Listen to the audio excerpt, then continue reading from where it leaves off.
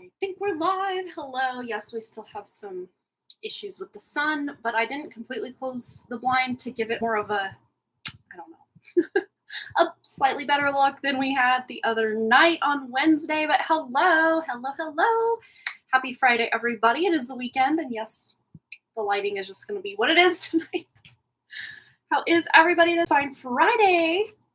And if you're wondering, why the heck are you live right now on a Friday? Normally you're live at, what time? I'm normally live at 11 a.m. Mountain Time on Fridays. But we have summer camps going on, and then Boston had a concert. So I would have had to have started the live stream and left within about 45 minutes of starting the live stream at a normal time. So yeah, that's why we're live at this time rather than, that's my cards doing that? I think it is, yes. It's the light going off the cards, making it crazy up in here. Like a disco ball. But yes, we are live. We are here. I almost wrote, I did write. I don't know if anyone will even be here, as this is a time I've never been live on a Friday night. I've been live on a Saturday night, like when I first started doing live streams. There were times we'd start and I'd be going 5 or 6 hours. Like, that's how busy it was. But that's been since a long time ago. And that was when we started over on the Done Creative. And then I decided, because something with the algorithm, and if you go live too much, they just start taking your audience away. I don't know why that is. So if you're going to be an exclusive, like, live streamer type person, you can do that. And I guess your engagement would probably just stay engaged. But if you're trying to live stream but also post shorts or post regular full-size whatever videos and go streaming, it really, the algorithm doesn't know how. At least back when I was doing that, algorithm had no idea what to do. So, like, it just stopped showing any of my content to anybody. So I'm like, oh no, I'm gonna totally kill at the time it was, I think, around 20,000 subscribers over on the Done Creative. I'm like, I'm gonna kill my complete channel if I don't just shuffle this on over. And I just pretty much put it on the channel that I was uploading all of people's Zoom and personal readings that I would do, not really associated with YouTube, but I'd use YouTube as kind of a storage facility. So I just use this channel for my live stream channel, and that's what I still do. Hello, Sully, you're donating. Awesome. Well, we will get you right on the list, top of the list.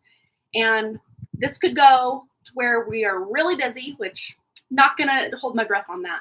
Or we could be almost nobody going on or nothing going on here, or maybe somewhere in the middle. I don't know. And maybe as the night wears on, I don't know. Maybe we're gonna have people come in. I don't know. And this week and next week will be kind of the guinea pig times at this time on Friday nights, just because we have so much other stuff going on for all the kiddos that it's just a lot. So I wanted to be able to still do my live stream and see you guys and hang out and have some fun. And we had so much fun last Wednesday, the return to our regular evening schedule for Woo Woo Wednesday, because I'd had to move that to during the day, during baseball and other sports ball season, because it was just such busy evenings. But there's something about being live more toward the evening time where I'm at that it's just like extra mystical, extra magical. I like it a lot. Yeah, happy you are live. I thought you weren't going to be on today. No, just had to bump it up because we had 2 different camps going on for Boston and 1 camp for Wrigley, plus Boston's band camp concert at 3 today. So pretty much all day I'd be playing chauffeur and moving from one place to another with the kids. So I'm like, I'm not going to try to go live for an hour and have to squeeze it all in and then hit the road again. So I'm like, let's just do this in the evening. Even though most evenings I'm pretty much like fried and just ready to check out mentally and just hang out and relax and vibe. But no, tonight I'm feeling good. I'm feeling great. So we're going to do this thing. And I had planned to do a free 1-card poll for everybody who's here. It only says we have 3 people, so this might be a very quick portion. And then we'll move into Sully's question, which you can actually post right now. Sully, if you want to post the question that you donated for, and then that way when we're done with the free 1-card poll for everybody who wants one who's here. The 2 to 3 people that are currently here right now. We can get right into your question after that. And then, of course, anyone else that's coming in wants their question answered, a personal question answered, you can donate. There's a few ways to do that pinned at the top of the chat or also down in the description box below if you're wondering how to do that. Plus, don't go anywhere because we also have our giveaway and our drawing, perpetual drawing with lots of names that keep accumulating live stream after live stream after live stream. Look at all those names in there. Yes, lots of names in here, and we try to shake it up as much as we can. So at the very least, we've got probably at least a half hour's worth of stuff coming up, regardless of we get any other people coming in or any other donations or what have you. So yes, I thought I'd ask. Okay, that's your question. Perfect. So we have your question. So everybody who wants a card, let's just put a 333 in the chat. And that lets me know you would like one of Nature's Whispers cards for tonight. And just because we only have like 3 of you here. Oh, Tanya's here. Hello, Tanya. I miss you. Yeah, we have 3 people here. So maybe we will do, yes, let's do this. Let's pull a Nature's Whisper card and a Witch's Garden card. And the 2 cards will kind of tell a story for whatever your message is. How does that sound? So we're going to start with the first 333 SC, which is Tanya. Let's get into it for Tanya from the Nature's Whispers deck. In alignment with Tanya's true spirit, what does she need to know? We have laughter with the number 47, which adds up to an 11, which adds up to a 2, but 11 is master number, so a lot of times I like to keep that one there. Partnerships, collaboration. Collaboration can also be a 3, like associated with the number 3, but you think when 2 people come together, they can collaborate as well. Laughter. There's never any shortage of laughter when me and Tanya hang out together. And for those of you that don't know, Tanya's my cousin, and I love her so much. But let's get another card in on this laughter and see what this message is coming out for you. Oh, funny. It's laughter, and this just made me laugh because Wrigley, the last day of school, he comes up to the car wearing this fake mustache. I think that's upside down. I don't know. And he's like, "Do you recognize me?" I'm like, "Of course I do." But this was just sitting here like a fuzzy little caterpillar on my desk. So there might be some funny, cute little surprises. I don't know if Huddy Buddy and Baby Bye Bye are going to be visiting, or if you got anything else like that going on. Okay, so this card fell to the ground. What do we have here? Page of Wands. So very childlike energy, page energy. But we do have the 2 little children here as well. So this is like grandkid vibes right here. I love that. But pages also represent children, grandchildren, younger than our generation usually. But this can also be news or a good idea, something you're learning that's going to really just open up the floodgates of laughter and happiness and just feel really good. Oh, you gotta see him next week. Well, you're gonna have so much fun. And I see you guys like sitting down to play some sort of game. And the one game that's really standing out is that game Guess Who. Which we had that, you guys had that game at your house this one summer. And it was funny because even your mom, Tanya, and my mom got in on it. And they were playing each other. Like us kids kind of were scattered doing our own thing after a while. We got bored of it or whatever. But your mom and my mom were playing Guess Who. And my mom just flips her board over for the start of a new round. And she just asks your mom, first out of the gate, "Is your guy Bill?" And your mom laughed so hard. And then my mom laughed. And I'm sure one or both of them probably peed their pants because that's just how they roll. And just out of the gate, I still remember that. I thought that was hilarious. But so there may be some sort of board game or something that you're playing or hanging out with the boys and Jesse too, obviously. But yeah, so fun. So fun. All right. So let's get into it for Marlene. Marlene, what does Marlene need to know? And if you're just joining us, put a 333 in the chat so we can take care of you. We're doing a 2-card pull tonight, just since we don't have too many people here. We might as well treat those of you that decided to come hang out with us extra special tonight. As a thank you, you get 2 cards tonight and kind of a slightly more in-depth reading. Not too crazy long, but a little info for you. So here we go for Marlene. Sorry, yes, I think it was Marlene we were pulling for. Yes, Marlene, okay. Empowerment with the number 45, which adds up to 9. There's cycles you're closing out, Marlene, and we're going to get another card to clarify this empowerment card. But there's cycles you're closing out that are really going to help solidify your purpose, to help you move forward with something. Let's see if we can get any more information about exactly what this something is. There's 2 that want to come out. So Marlene gets a 3-card pull tonight. 6 of Cups was the first one I pulled, but then I knew this one needed to come out as well, which, surprise, surprise, it's the 2 of Swords. And I always like to pull a clarifier with this. So the fact that we've got the 2 of Swords with a clarifier is just, love it. So there might be even some confusion about how to step into your own empowerment, or how to take that next step, how to close out some old cycles so you can start something fresh and new that feels like it's uniquely yours, that you have this sense of control in what it is you're doing. And this might even be in regards to returning to something that you once enjoyed, or a job, a project, something you did in the past. It could even involve children. It's like a childhood card, or people you grew up with. But there's some empowerment, maybe even kind of returning to balance where certain things were out of balance, with a sibling or a cousin or somebody who's kind of in your generation, or, someone. There's healing here is what I'm saying. But with this empowerment, it's like you being able to almost go back to certain conversations that were had, or, opportunities that were missed, or ways that you wish you could do things differently, and almost play them in your head, as like a form of healing exercise, the way that you had hoped it went, whatever that exactly is for you, Marlene. But I hope that resonated for you. That's exactly what's been on your mind. Oh my goodness. Hello, Rosie. Welcome. Good to see you tonight. We're doing a 2-card pull for everybody who puts a 333 in the chat. 333 in the chat. Now we have 6 people here. Look, we're just doubling our numbers up in here. All right, so let's get over to Sully's cards. We're going to start with this one since it's in my hand, in alignment with Sully's true spirit. And what does she need to know? And we have here 2 of Wands. So there's some plans you're making. Maybe you're not ready to quite take those action steps yet, but there's plans. And what are these plans in regards to for Sully?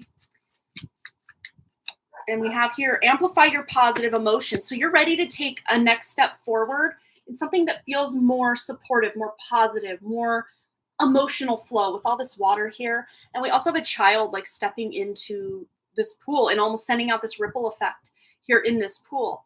So this really does feel like allowing old emotions to come up, because you're going to be able to utilize ways you once felt, or things that you're clearing. These don't always have to just be positive emotions solely. These can be stuff that's very close to the surface. You don't have to dig down deep for any of this. You already may intuitively be knowing what these emotions that are coming up for you might be. And it looks like my hair's very dark, but I swear it's just the lighting in here. There's something you are finally being able to close out from your past, allowing certain emotions to flow, that will then allow that space for more positive emotions to be felt, to where you can make plans to take action in a new direction. So you might be leaving someone or something behind and ready to start something new, but there's a lot of emotional baggage that you're clearing as a result of moving forward. So next we have Jessica Lynn. All right, let's get Jessica Lynn some cards in alignment with her true spirit. What does she need to know tonight and in the near future? Sorry if you can hear my dogs barking. I could probably close this window, which I will do. Yes. Okay, there we go. All right. In alignment with Jessica's true spirit, what is it she needs to know? And we have here contemplation with the number 29, which adds up to an 11. So that like partnership number. But this might be you contemplating, if you're not, like, I don't know your like status as far as single or coupled up, but you might be contemplating, what it is you're looking for, either in a current connection or a future connection. Just contemplating changes, shifts that you want to make to your life to make things flow better, but also keep things interesting is what I'm hearing, like keeping things interesting. What else is it Jessica Lynn needs to know? 9 of Pentacles, so hard work paying off. Maybe you're even contemplating ways you can make things you've already done, or like effort you've already put in somewhere, for that to somehow serve you for the future payoff of some kind. And it doesn't always have to be like a monetary payoff. This can be an energetic payoff, kind of an I scratch your back, you scratch mine kind of scenario, that maybe past work that you've done for somebody, now they're going to repay that favor somehow. And this doesn't have to be like everybody has to keep score and keep track of, well, I did this for you, now you owe me. Nothing like this. This is like the universe is the one keeping the score here. So if you feel at times that you have been the one to really overextend yourself and other people are taking advantage, that's somehow coming into balance. And I know neither of these cards really are about balance, but it's about those past efforts, those past deeds that may have felt unrewarded are finally being rewarded, even if it's in a completely different way from a completely different person or situation than the original deeds had to do with. But all that being said, I also see that you're maybe returning to some past deeds that you just kind of were like, well, I put a lot of work into this. It's not going anywhere. I just need to move on. But now you're kind of rethinking, well, maybe I can salvage parts of this, like some back burner project or something that this feels to me more for you, Jessica Lynn, something that you had thought about, contemplation, but you never quite made it work or never quite took that leap to actually make it a thing. So it almost just kind of remained either a thought in your head or maybe something you wrote down, but you never really were able to have the time, the resources, the money, the focus, whatever it is, to be able to make this thing move forward. But very soon you're going to be able to make it move forward. And not only are you going to be able to make it move forward, you're going to benefit greatly from it. So if you don't know what that is, just kind of feel in your intuition to see what it feels very much like something you can monetize. And if it's not like cash money you're getting for it, it's accolades or, heartfelt words or something in exchange. All right. So up next, we have Amber A. Welcome, my dear. Good to see you tonight. All right. So what does Amber A need to know in alignment with her true spirit? And we have here, clear out the old with the number 5, which is a card about change. And of course, there's a lot of chaos that can come with that number 5, but don't worry, because even those good changes we want to make in life, they come with a bit of baggage, a bit of chaos, a bit of even bittersweetness sometimes. But you're clearing out the old. And we do have this guy blindfolded here. So it's almost like you can't even see how bright, there it is, how bright that future looks by clearing out the old. You don't even realize how much space, energetically, literally, figuratively, metaphorically, you are creating in your life by clearing out, old belief systems or, old sweaters out of the closet or, just intuitively bring up what is it that's just needs to move, energetically speaking, what needs to move, what needs to flow, what needs to be reorganized, purposed. And I almost said reperfect for some weird reason. But let's get your second card, Amber A. Reperfect, repurpose.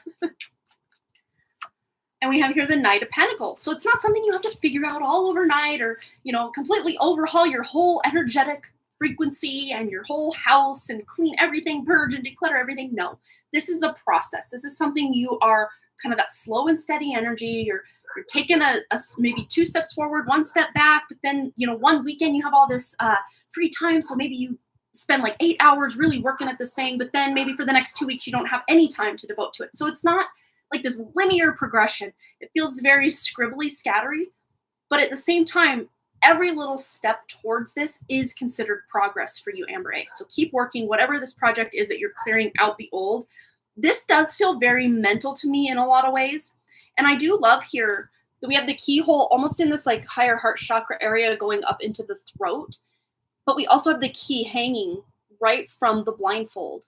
So it's like once you finally can almost like admit or face certain truths that maybe deep down or they've kind of been evading you, these certain capital T truths in your life, that once you can be honest with yourself, be honest with others about the truth of some situation, you're going to be able to unlock further healing, further leveling up, further progress in life. All right, Amber A, that was a cool message. I like that one a lot. Very fun. You just never know what's coming out of these cards, I tell you. I tell you what. All right, Jamie! Yay, you're here. Welcome, welcome. All right, Jamie, let's get you a card, my dear. And we're going to start here with Nature's Whispers. What does Jamie need to know right now? Boom! We have adventure. I don't know if you planned a trip or have something coming up very soon, but it feels soon, like within 3 months. But closer maybe to the 1 to 2 month mark rather than that longer stretch of 3 months. Yeah, but there's some adventure here, something hidden beneath the surface. Maybe even a trip you're not even had planned, but it's just somehow coming up, or like a last minute idea that's like spur of the moment kind of thing. But let's see what else Jamie Lynn needs to know about this. Queen of Cups. And it's very interesting. She's just in very still, calm, serene environment. Well, I don't know how calm certain people can be with a snake on their lap, but she seems like she's totally fine with it. Like she's the one that put it there. Like it's her pet or something. It's not like some big surprise that fell out of the tree and now it's about to attack her or anything. But the adventure here is maybe to step out of your comfort zone. And in doing so, you might actually feel pretty darn comfortable in that, stepping out of that comfort zone. That's what I'm trying to say. But you can find, I'm just hearing too, you can find adventure in your own backyard. So it's not like you even have to go very far. So finding or planning, maybe even Googling like fun things to do in the summer, or, whatever your vibe is, whatever it is you're trying to do or accomplish, in the adventure department, just kind of Googling or just kind of asking your own intuition, your own heart, just kind of closing your eyes and really tuning in. What could be an adventure for me today? And just trust, the images you see if you're clairvoyant, the sounds you hear if you're clairaudient, the knowing you get if you're claircognizant, the feelings you get if you're clairsentient, all the things. Smells are sometimes there's like gustafins, I think is like clear tasting. Yeah, the taste and the smell ones can be kind of difficult to decipher at times, but yeah, I think there it's mostly the feeling, knowing, seeing, hearing are the four that are really popping up for you. So use those senses, those extra senses, which work through our actual human senses as well, to determine what adventure awaits you. All right, Rosie, let's get you some cards, more than one card. All right, Rosie, what does Rosie need to know? All right, we have illumination. So something is becoming very clear. I'm seeing like the Ace of Swords in my mind's eye as well. We have the number 2 here. So this can involve you and another person. Something's coming to light between you and another person. And this does feel like leading up to the next full moon, which I think the moon is, I'm trying not to pay too close of attention to the moon phases and cycles and stuff. Because I'm just trying to step into my own empowerment where the moon is concerned. But I'm hearing time-wise, calendar-wise, before the next full moon. So whenever the next full moon is, you can Google that to find out when it is. I want to say it's in at least less than 2 weeks from now is my guess. Maybe a week and a half, a week or so, something like that. And that's just a wild guess. Like, I don't even know. I try not to pay too much of attention, but let's just see what is illuminating between now and the next full moon. All right. So for Rosie, we have the 5 of Wands and the Ace of Wands. Well, I saw the Ace of Swords in my mind's eye, so it's very interesting, that clarity, that truth coming out. But that truth is going to also, with the Ace of Wands here, inspire this new idea, this shift in a new direction, illumination. Very clear ideas, very clear mental and spiritual ideas coming on through, coming in hot. And we have yet another snake, which is funny. We had one wrapped or in the lady's lap in Jamie's reading. Now we have one wrapped around the hand, the invisible hand of spirit there. But we also have the 5 of Wands. So there might be a bit of chaos, conflict, controversy, all the fun things that are associated with the 5 of Wands. But this can also be a brainstorming card because there is that mental clarity coming in for you with the illumination here as well. There might be some brainstorming where you're maybe thinking of an idea and you think, oh, that could be good. But then a better idea comes along and you throw that first one out, or maybe don't throw it out, but you just kind of write it down like plan B maybe. So there's something you're working through, contemplating, really brainstorming, that you're getting some very clear and concise ideas how to move forward in life. Cool message for Rosie. All right, Amanda F. All right. Going in hot for Amanda F. What does Amanda need to know? Let me scroll back down because my chat just jumped. It jumped away from me. All right. Amanda's cards. What does Amanda need to know right now in alignment with her true spirit? And we have here, heighten your vitality. So you're working, and vitality, of course, when I hear the word vitality personally, I think of physical vitality, feeling very healthy, feeling energetic, all the physical things that go along with vitality. But I'm also seeing a mental vitality, an emotional vitality, a spiritual and etheric and all the other ways of vitality. So not just physical, but if you have been already working on your physical health or mental health, emotional health, spiritual health, all the health, where your health is concerned, if you've already kind of gotten the ball rolling in something to really level up your health, Amanda, you're already really on the right track here. But if you've kind of been thinking about it, but you haven't stepped onto the path yet, now's the time. Now would be a really great time to step onto that path. And you have a lot of support. It's almost like Mother Earth in the physical realm is really actually supporting your physical vitality and all the other things as well. But let's see an additional card here. Oh, wow. I know this is random, and the card is kind of sticking out of the deck here. So I just got that my hold from yes, I have a Broward County Public Library card, which I heard through a YouTube video, to sign up for their library cards because they, being such a huge county, get a lot of books on their mobile app for, it's like ebooks or audiobooks. And I've been waiting on this since, let's see, when I place a hold. Because this feels very relevant to your reading, Amanda, so I'm going to say it. Usually it tells me when I placed the hold. Manage hold, let's see. Hold placed, let's see. Usually it tells me when I placed the hold. But, oh, February 25th. Oops. Yeah. Hold placed February 25th. Did you see that right there? Okay, so something you might have been waiting for, news, just feeling kind of off or whatever, since February 25th, it's about to move forward now. You're able to now move forward. And then, like I said, the other ones, we have the Empress. Wow. Okay, Amanda F. So this is having to do with fertility. Not maybe if you're not going down the literal road of, literal fertility, this can be an idea. But if you are wanting to get pregnant, by focusing on your health, literally you can bring that child into this world.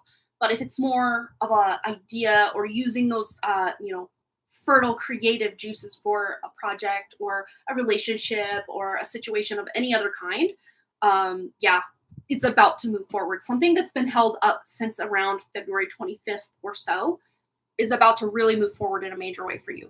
The Empress card is about material wealth and abundance as well. So, and she didn't even have to do a lot. I mean, she's receiving. She's in her receiving era. She's not out there grinding and hustling and in all that masculine energy. She's totally in her receptive era here. So I love that, Amanda F. That's awesome. All right. Yeah, exactly. I just 100% accepted something about someone because I was here to see it in person. I am manifesting my life the way I want to be, no matter the haters may think. Right. I love that. And the haters, unfortunately, are mostly my family. Oh, isn't that the hard part? I've been pretty darn lucky that most of my family is just like A squad. Like, they are awesome. I love them. They're amazing.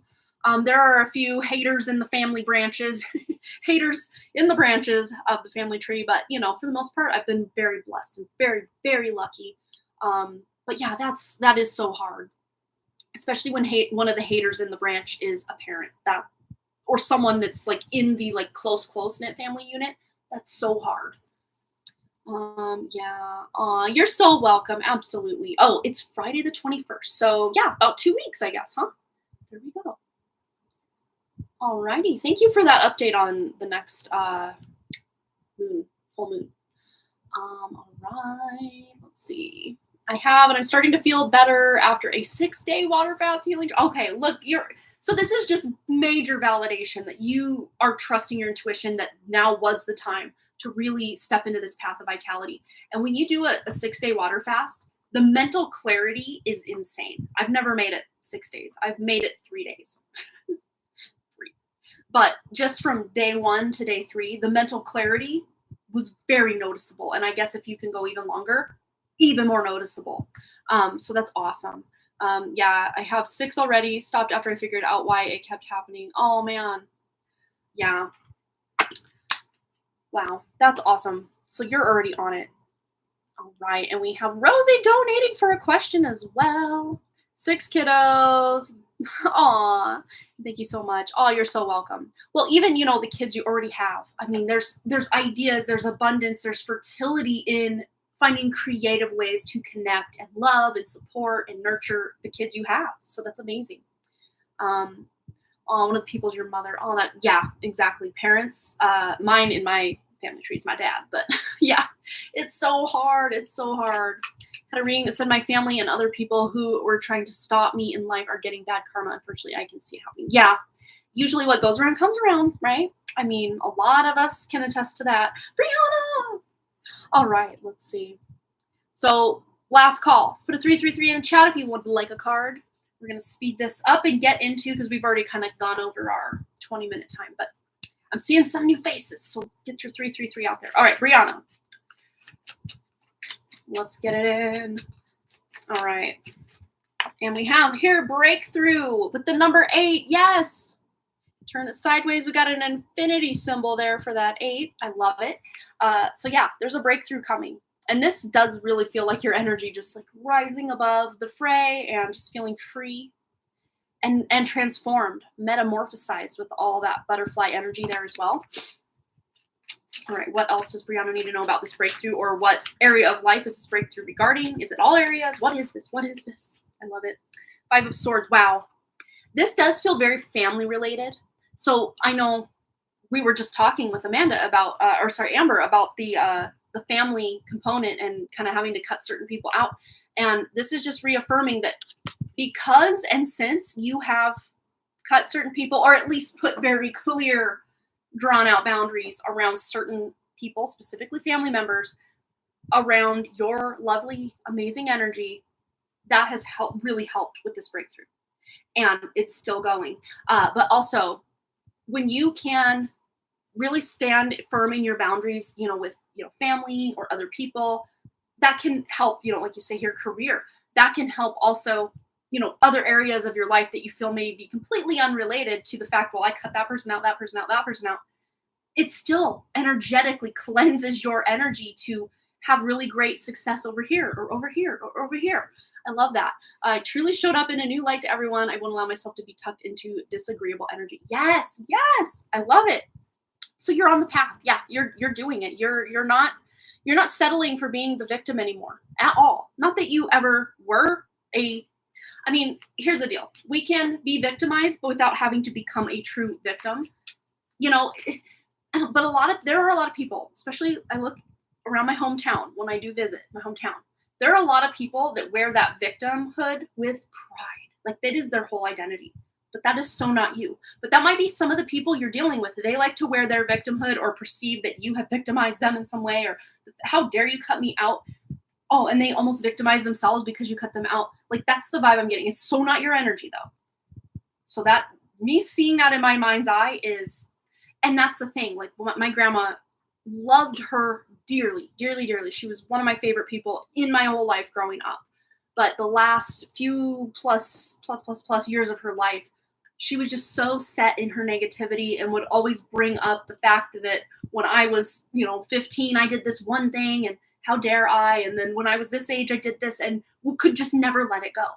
No matter how many times I'd apologize, no matter how many, and this wasn't even anything crazy. It was just like, just like kids stuff, like little things, nitpicky things that if my kids had done that, I'd have forgot by the next week they did these things that I'm talking about. I mean, they were just so inconsequential and stupid, but she would just bring it up. And I'm like, can we move on from this? I'm a mother with 2 kids.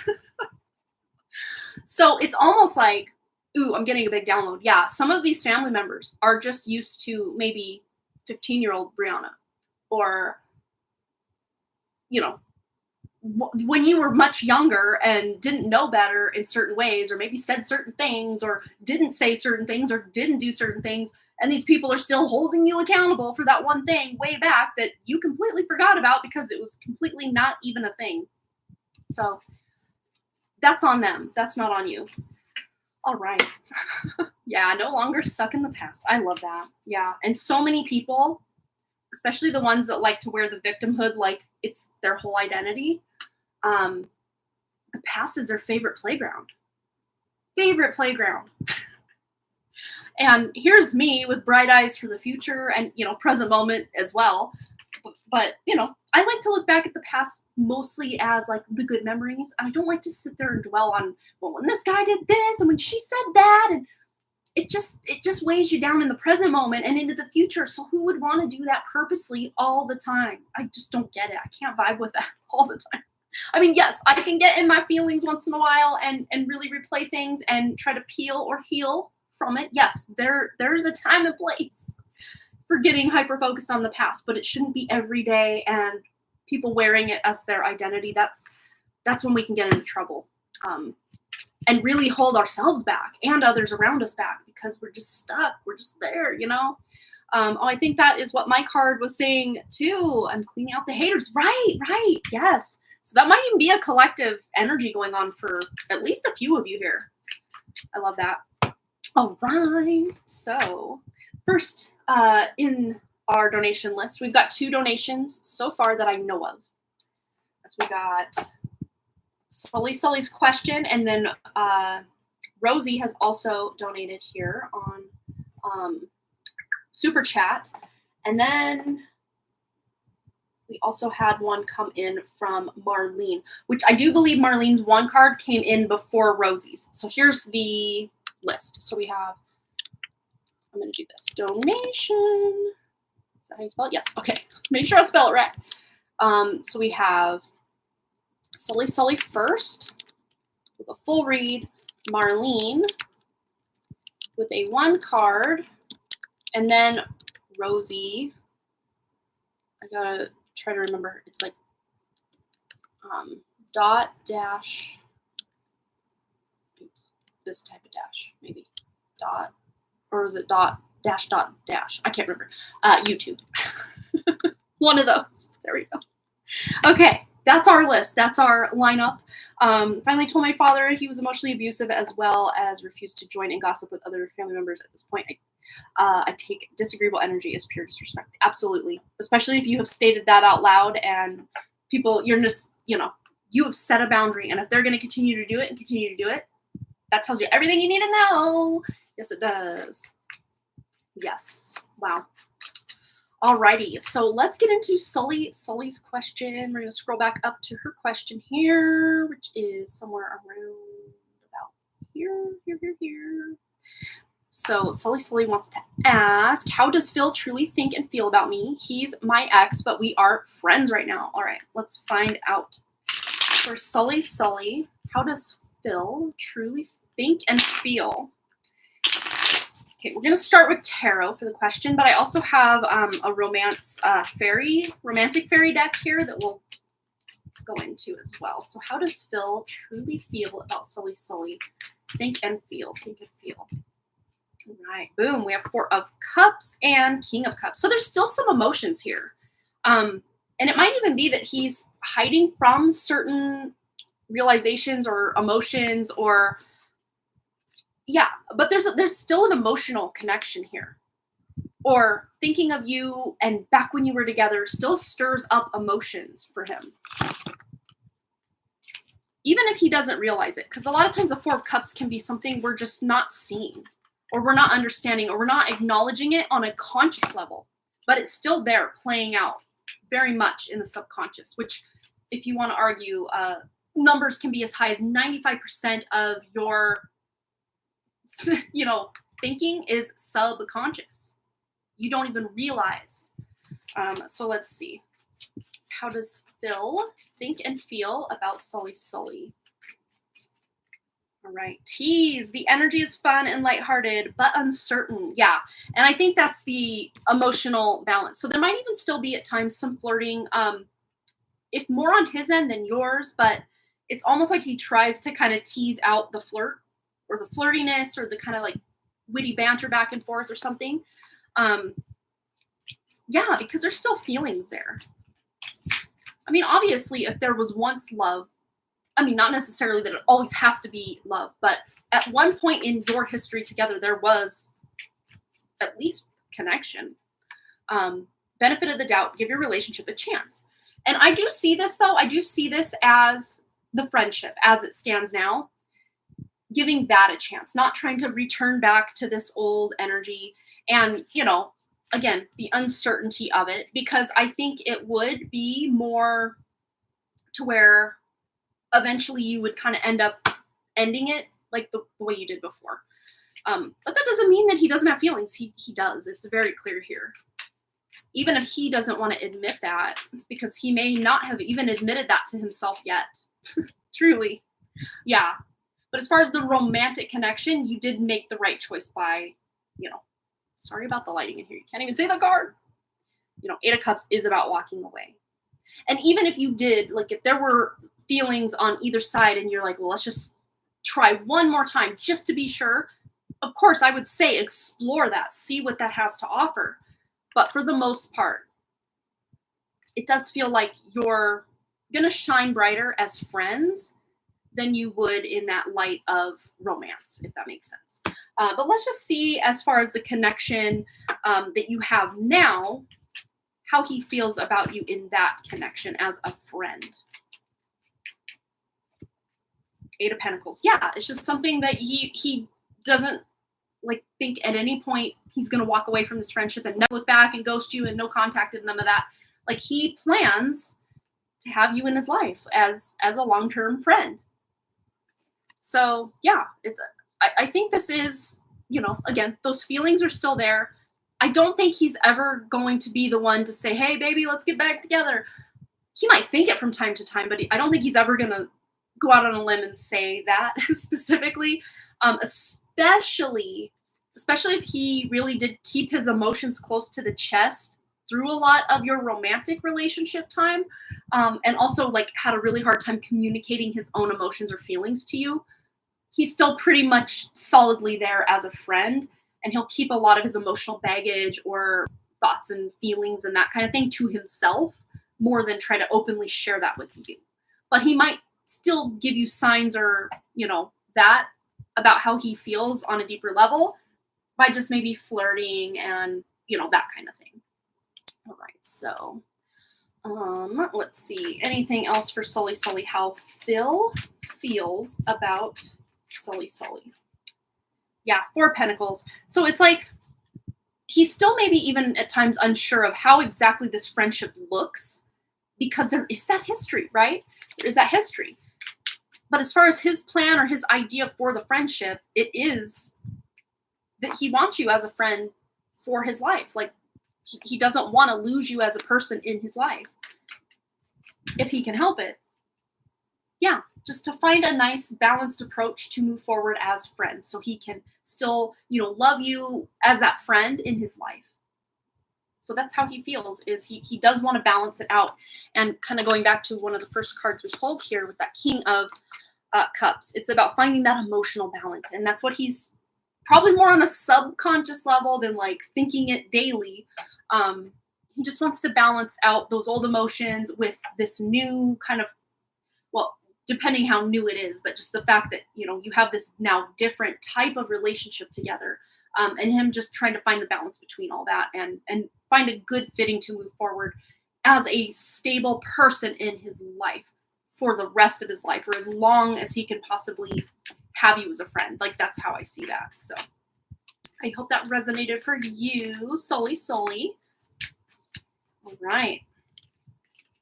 So next, we have Marlene with a 1-card read. Go ahead and post your question, Marlene. We're going to get right into that for you. And then we have Rosie on deck. Every time I drink out of, this is actually Boston's lid, because he had to take mine, because this one, I'll just show you guys real quick. Yeah, it leaks so bad. I have a new lid for mine on order, but Boston going back and forth to all these different camps this week, he needed a lid that wasn't going to leak all the time. So he got to take my awesome fun lid, and I got stuck with his. It just gleeks all over the place. It leaks and it gleeks. Remember that gleeking? In the 90s, that's something you'd hold your tongue up, and then that salivary gland under your tongue, you'd just be able to shoot water at everybody. You guys remember doing that in middle school and high school? Or the boys doing it and thinking it was hilarious? I don't know. All right. So do I have a specific career calling? I don't have any obvious talent or passion, and higher education has been on my mind. I don't feel pulled to any career or field. Okay. Oh, you did that? Yeah. I knew I wasn't the only one. Not that I made it up, but a lot of kids, my husband used to do that, when we I mean, we started dating 20 and a half years ago. So early 2004, we started dating. And would flirt and, do all the things that you do when you're first like somebody and what have you. And he used to do that from across, because we were in two different programs at university together. And he'd gleek on me from across the table. I'm like, stop, that's disgusting. And, flirty. Anyway. Yeah. Oh, funny. You were talking about maybe pursuing higher education. I was just talking about college. So let's see. All right. We're going to use the life purpose oracle just to see if there's any hints. I just heard accounting, and I know that's, not anything you're going to get out of this specific deck. This is more of a life purpose rather than just career itself. So there might be something with numbers or accounting, or maybe you need to take an accounting class in whatever program it is you would decide to go into. But let's just see. Let's clarify some talents and gifts for Marlene so she can maybe start to draw up a clearer path than she has currently. Sensitivity. Okay. So you're becoming more sensitive and need to make changes accordingly. I always call this my psychic card. So yeah. And we always think, well, what can I go to school for with my psychic abilities? One thing is using that as counseling or psychology, or any field where you are learning how to help people, like nursing or a doctor. Maybe you're even providing a service. I mean, this could really be used in almost any kind of career path, which I know is not helpful when you're wanting to kind of tune in and narrow down. So let's see if we can tune in and narrow down for Marlene, just any kind of passion or career to move into. Well, we have Empress, which is very mother energy, but this is also creator. So this is entrepreneur vibes. And I really do put the entrepreneurial queen more as the Queen of Pentacles, but I always call the Queen of Pentacles the lower octave of the Empress. So it's almost like having a whole empire, owning your own business of some sort. Could have to do with things around the home, like having some sort of cleaning business.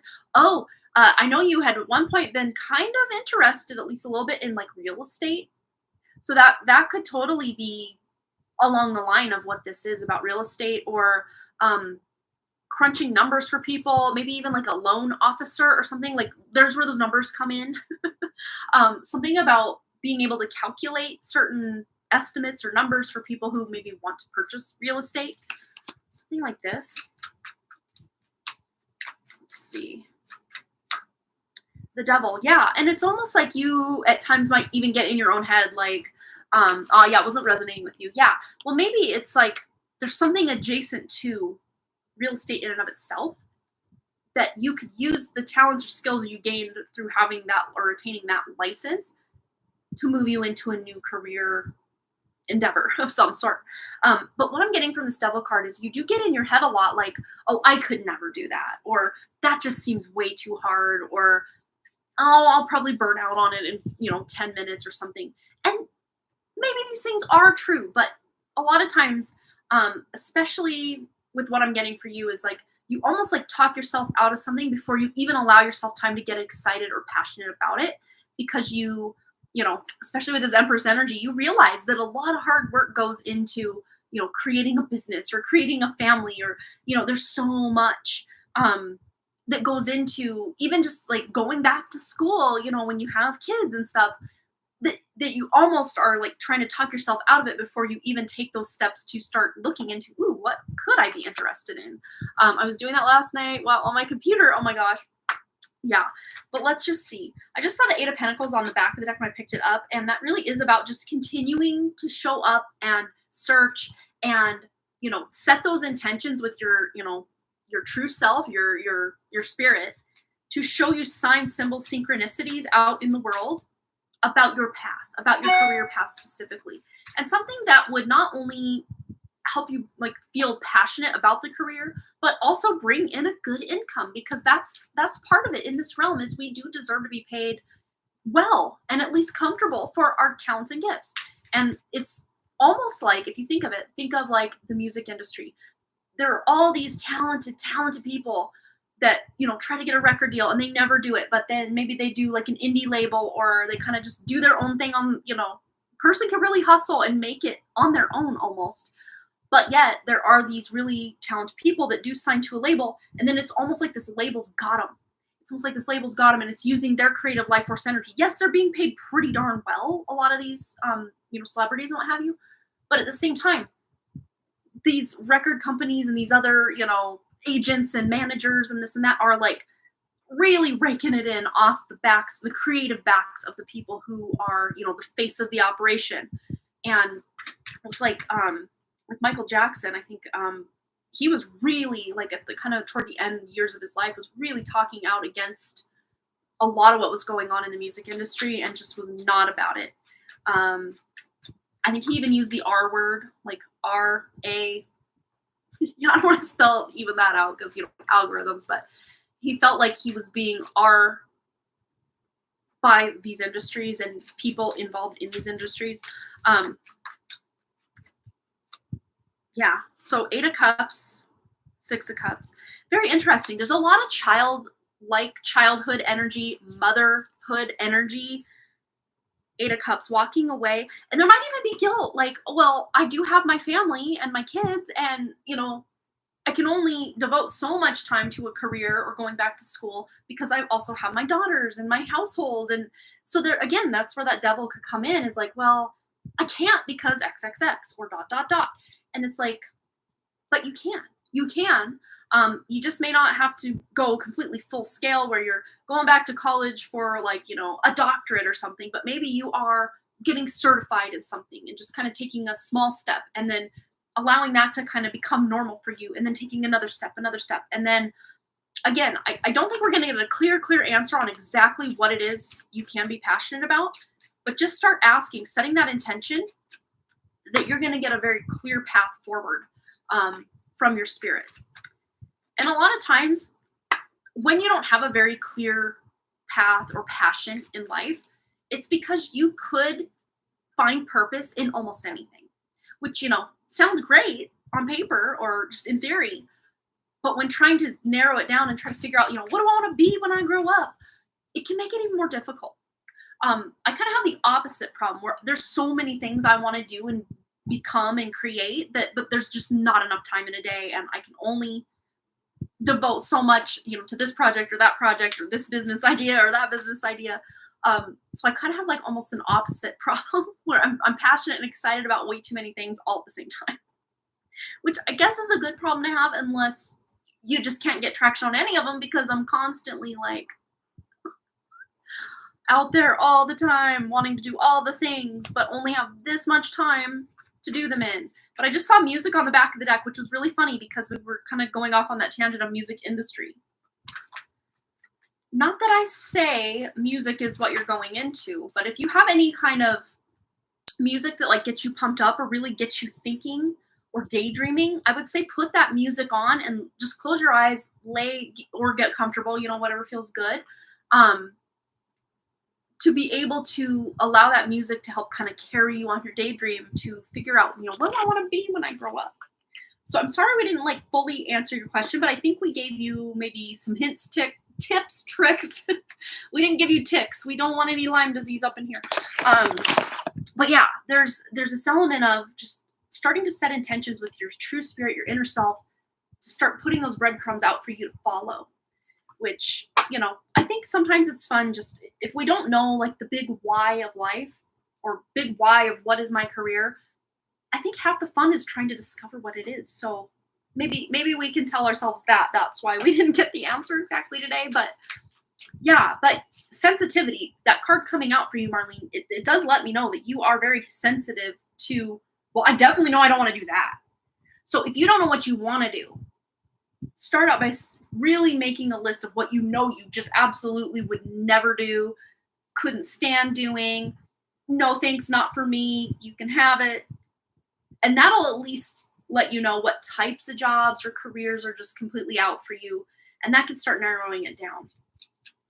And there was something they used to do, I think it was like called an ASVAB test back when I was in high school. I mean, this was like the late 90s. So depending on how old you are, maybe you've never heard of this, but it was basically kind of tuning into what you enjoy doing and what your strengths are. And then it would give you ideas as to what kind of careers or fields to go into once you graduated. I'm sure there's got to be some sort of online test you can just kind of. And I know there's a book called Strengths Finder 2.0 or something like that that can kind of help you hone in on your natural talents. Even if you don't really feel like you have any passions, that could help kind of hone you in or zero you in on what. Well, I know I don't want to do that, but I could entertain this. This sounds okay. I'm intrigued. Let me learn more, All right. Alrighty. So, I'm so glad it was helpful. I felt almost like, did I give her anything to hold on to here? Because I was just blank. So I'm okay. So yeah, crumbs. Follow the crumbs. And I think the ASVAB was like ASVAB. Let me just again. I'm trying not to just go to Google every time I have a question in life anymore. But we're live, so we might as well try to get you that info. ASVAB test. Okay, is still a thing. Apparently, it's still a thing. But let me just make sure that this is the test I'm talking about. It might have been from the military. I don't even remember. Let me just Google what is the ASVAB test, because I want to make sure I'm giving you the right information. Armed Services Vocational Aptitude Battery. Yes. So this is a timed multiple aptitude test that helps determine if someone is eligible to join the military and what type of job or training they might be suited for. So it's more like military skewed. But they made us pick it and do it and have to go down that road. But there's got to be some other test for careers. There's got to be. I remember it was after I had graduated, I did some sort of online test about what careers I would be best suited for. And they felt very on point for me at the time. Yeah. Oh, Pam's here. Hi, Pam. Yeah, career inventory test. Oh, Pam's a teacher who's in high school teacher, kind of guiding the youth into their future. So she would be the person to ask. I love it. Oh, you think it was a personality test? Oh, reading. Okay, good. I'm glad you got that. Yeah. Okay. Use for me. Yeah. Okay. See, if I'd have just watched the chat, I wouldn't have had to have Googled that because Pam would have let me know. There was one. It's weird because there was one where I had to and this was in November of the year 2000, as in 000, 2000, right after I graduated, because I took that semester off after high school before going into college because I was working forest fires and I was making a little bit of cash money to save up for college, and that whole what do I want to be when I grow up was still very at the top of my mind. I knew I wanted to go to college, but I didn't know exactly what for, because again, I could have gone for 40 different things, but I'm trying in my logical, just left high school brain to try to figure out, well, what's going to actually be a career for me, and then life. So I basically got 3 degrees in 5 years solid, but then I had out of high school, I didn't finish that degree because I went for 2 semesters, and then money, I'm I need to make money. So I had to work for a while, broke up with this one boyfriend I was with, moved back home, started working at this lumber mill, and then they paid for us to go back to school for 2 years, but you had to complete the program, which was then kickstarted me on my 5 years, 3 degrees in 5 years, 2 associates and 1 bachelor's degree. So it wasn't like I was Miss Doctorate or Master's or anything like that. But yeah. Oh, focus on coaching adults through the results. Oh, okay. Oh, Johnson Connor is a company that provides career aptitude. Oh, cool. Oh, I've heard of the Enneagram. I forgot what type I am or number. I forgot. I need a redo. I know I'm an INFP for the Myers-Briggs. I do know that.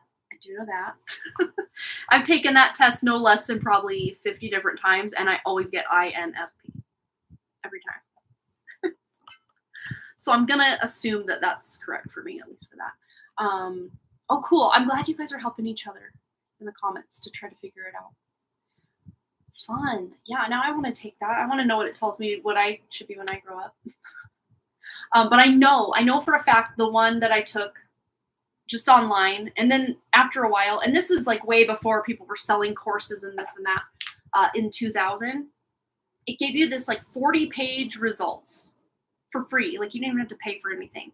But if you did want additional information, you could email this guy or this company, and they would do like a one-on-one consultation through the phone, because we didn't really have Skype or anything. We had like Net Meeting, I think, back then, and probably like some other stuff. But yeah, this is like predating like everybody having a webcam or something built into their computer.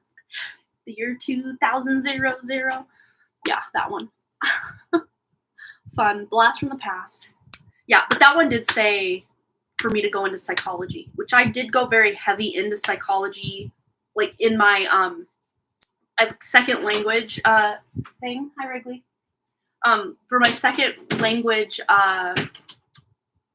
credits, instead of doing like French or Spanish, which I did 2 years of Spanish in high school because I was forced to. I had fun in it. I had a lot of fun, but I don't know. I don't really live in a place where I need to know another language. At least never have lived somewhere like that. But I took a psychological statistics class as one of the second languages because I guess math counted as a second language, which to a lot of people, math is a second. It's like a whole other language for sure, which is funny because in college, I was like, would take like a lot of weird extra math classes and psychology classes, which had nothing to do with my major, but I mean, they counted toward, all the, what are they called? God, prerequisites? No, that's not the word. Oh my God. It's been, I graduated officially, like ended my career in college in 2008. So 8 years after I graduated, but again, 5 solid years. Elective, no, the ones that are required. What are those called? Thinking is hard when you've been out of college. But I'm like a lifelong learner. I'm constantly learning things out of books and online and, fun things. Hi, Banana and S. Hello, hello. Yes, we're having such fun. Words are hard. Requirements? Is that the word? The ones that are required for you to graduate, those types of classes. A lot of these psychology and math classes counted as those, whatever those are called. If I'm completely missing the word for some reason.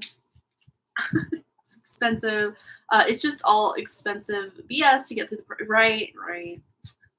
Yeah, it was funny because it was like a 400 level class. And I was the only one in that psychological statistics class that wasn't a psychology major. So they all knew each other. And they're like, oh, are you new? You can't be new if you're in this 400 level class. I'm like, no, I'm a senior, but like, this is my language class or whatever for my language credits. Second language. Foreign language. That's what I'm looking for. Foreign language credits. Math is a foreign language to a lot of people. It was for me in high school. Like I got by and I still kept my GPA high, but like if you asked me by the end of the summer to recall what we had learned at the end of the school year, I'd have cried. I couldn't have done it. I couldn't retain it. My mind just did not work that way. But something seriously clicked for me so I took that semester off after college, and then I went back into like a remedial kind of because in advanced algebra in my junior year, and that was the last required math class, I got mono really bad.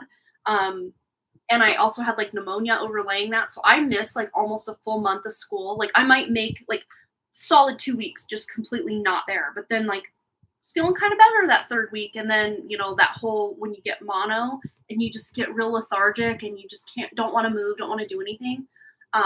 So instead of getting a letter grade for chemistry and advanced algebra, because these are concepts, we were already at this place and I'm already like maxed out on my like being able to even comprehend what's going on in both of those classes. And then to miss all that time, basically almost a solid month of school in those classes, I could keep up with, the history class and, English language class and all the other things, my electives and stuff I could keep up with because I actually understood and enjoyed those things. But I ended up, my chemistry and advanced algebra teachers gave me, a pass. Like, a letter grade of not a letter grade, but a pass or fail, P or F. So if you get a C or better, you get a pass, I guess, or maybe it's even a D or better. I don't remember, but thank goodness they did that, because it didn't affect my GPA as much as if I probably would have gotten like a C minus or a D plus, probably, like, to be real honest, because the concepts completely left the building with me, and I knew I didn't have to take any science or math my senior year, so I'm just like, just get me over this hurdle, just get me over it, and I'll be okay. And I got to keep my high GPA, thank goodness. Not that it even mattered, but when I went into community college in my hometown, I'm like, okay, I'm going to try to just open my mind and set myself up for success. So I took like a remedial, I think they just considered it like intro to algebra class, and something clicked. I don't know if it was the teacher, because he was really fun and cool, or my brain was just mature enough to finally understand algebra. But since then, I'm like, I like math. What's wrong with me thinking I hated math all this time?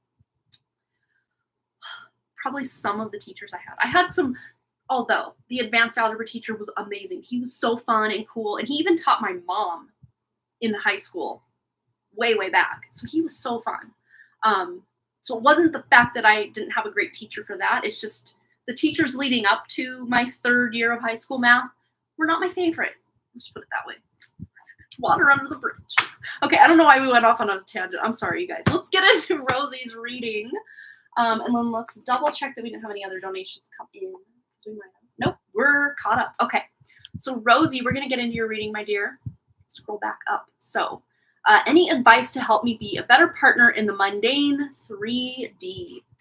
Wah, wah, wah. That's what I'm hearing. Like, wah, wah, wah. Like, we don't want to, but we got to, right? Not in the world, but we're in the world, but not of it. That's what I'm trying to say. For some reason, we're going to start with soul trees for this. So, Rosie, advice to be a better partner for Rosie in the mundane 3D. All right, so we have two cards coming out. Breathe, breathe. I almost want to say breath. Breathe and holding back.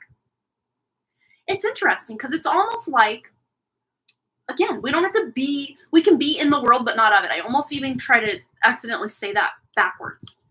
So for me, this really is about maybe sometimes, just trying to show up in the 3D almost feels like pulling teeth or like forcing yourself to do something. It's like you almost have to force yourself to move forward with something. And a lot of times when we're in this like forced energy or like almost like roll your eyes in the back of your head, like I just got to do this.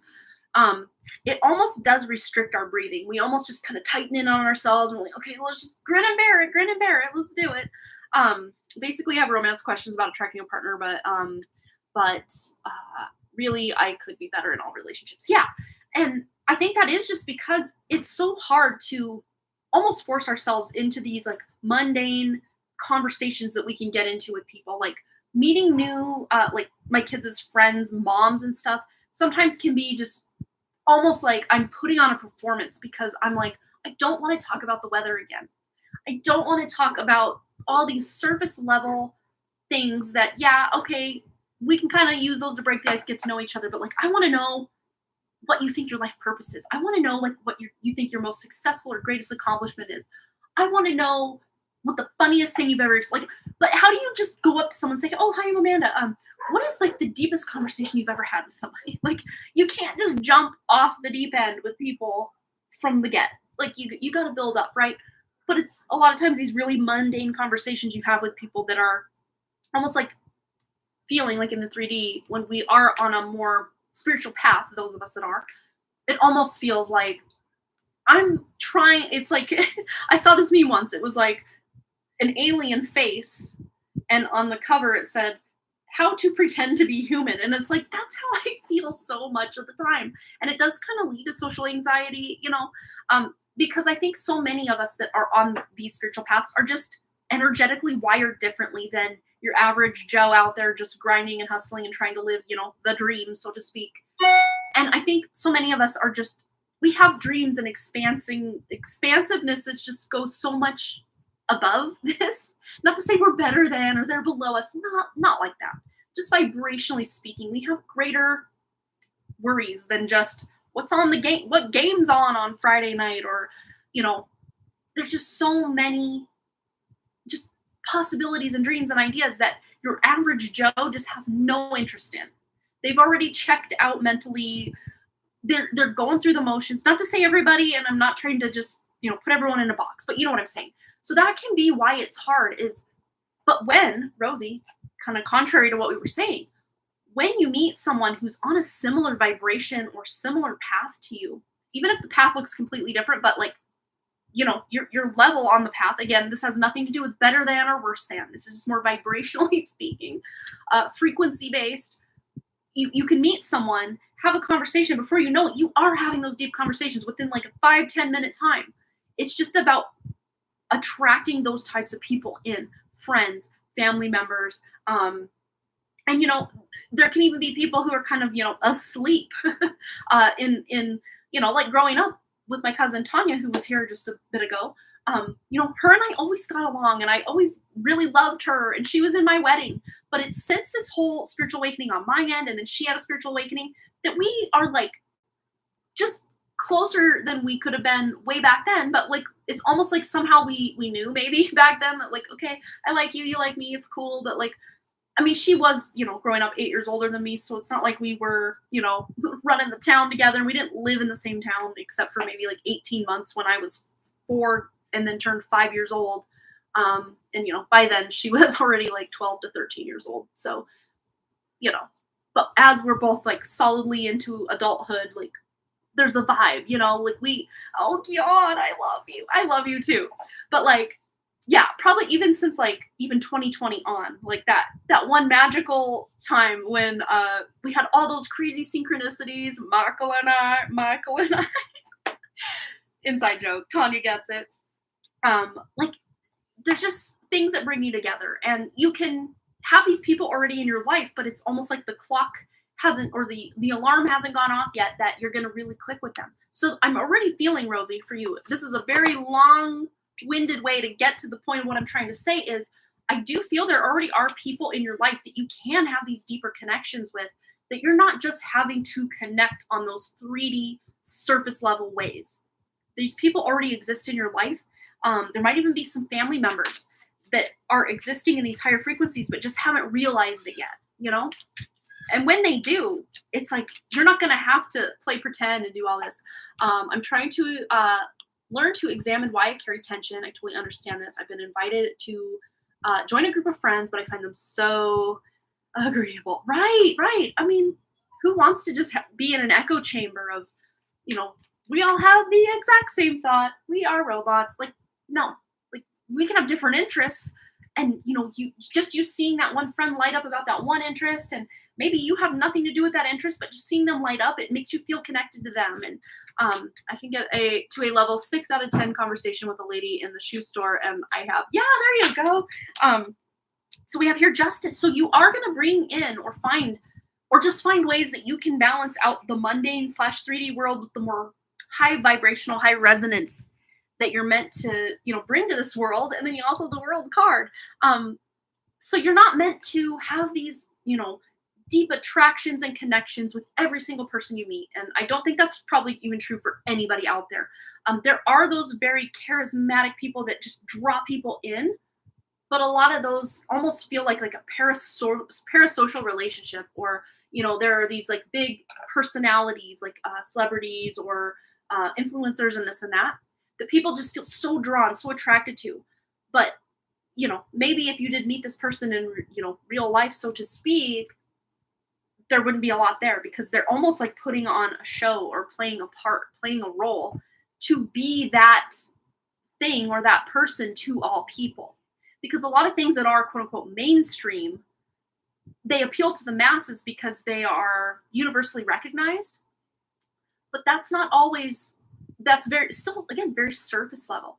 So if you can find, 2, maybe 3, if you can find more than 3 really like deep connections, high vibe people in your life, you're doing really well for yourself. But if you don't feel at this point like you even have one, don't give up, because I do feel they are in your life already. It's just I'm seeing like little popcorn kernels. They're still very tightly bound up. Not to say that they're completely useless to you or you're useless to them or anything like that, but you can find ways to connect with these people.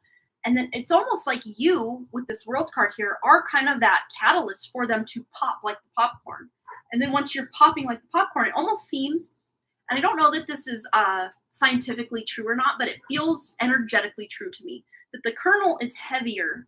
And then when the kernel pops open, it's lighter, it's fluffier, it's like light as a feather, light as air. You know, a bag of popcorn going in feels maybe even almost heavier than it does coming out of the microwave, or, you know, however it is you're creating your popcorn. But let's just see. Yeah, oh, card just fell right into your lap. The Page of Cups, wow. So you might even have luck finding deeper, close connections with people who are younger than you. This can be a minute younger than you, 5 years younger than you, 10 years younger than you, within a few months of your age. It doesn't specifically matter. Or just finding these connections in very unexpected ways, because unexpected news is something associated with the Page of Cups. But it's also the fact that if you do ever plan to have children, or if you already do have children, you can have a very deep and close connection with a child that you have, whether through adoption or your own, you know, means, so to speak. But if you don't want children, that doesn't mean you have to create somebody to exist in this world, to have a friend, to have someone with a deep connection. You do not have to do that. This energy, you know, this a lot of times is a child or a pregnancy card, but this can be about having that ability to find people who are most likely younger than you, or they just, if they are older than you, they have a very young, youthful look about them or vibe about them. It doesn't mean that they're immature. It just means they're very youthful, very energetic, very fun, almost spontaneous. You can attract these types of people into your life, and maybe you have in the past, but somehow, some way, life just keeps separating you and this person or that person or what have you. But eventually you will be able to, and it might even come after a move. And not just a move like from one apartment in the same town to another apartment or something like that, but like a state or two, or maybe even a country away. You would have really great, I don't even think luck is the right word, because it's almost like destined to be, that if you move somewhere else, there's deep connections to be found. Yeah, and if kids aren't in your path, this is just people who are younger than you, or people that you feel this just deep creative spark with, maybe even finding people through some sort of creative community. So even if you don't feel like you're someone who's creative or have any kind of creative passions or anything like that, it's like you're finding creative ways, or they're finding creative ways to come into your life. It might even be that a future partner has kids. It could be something like that.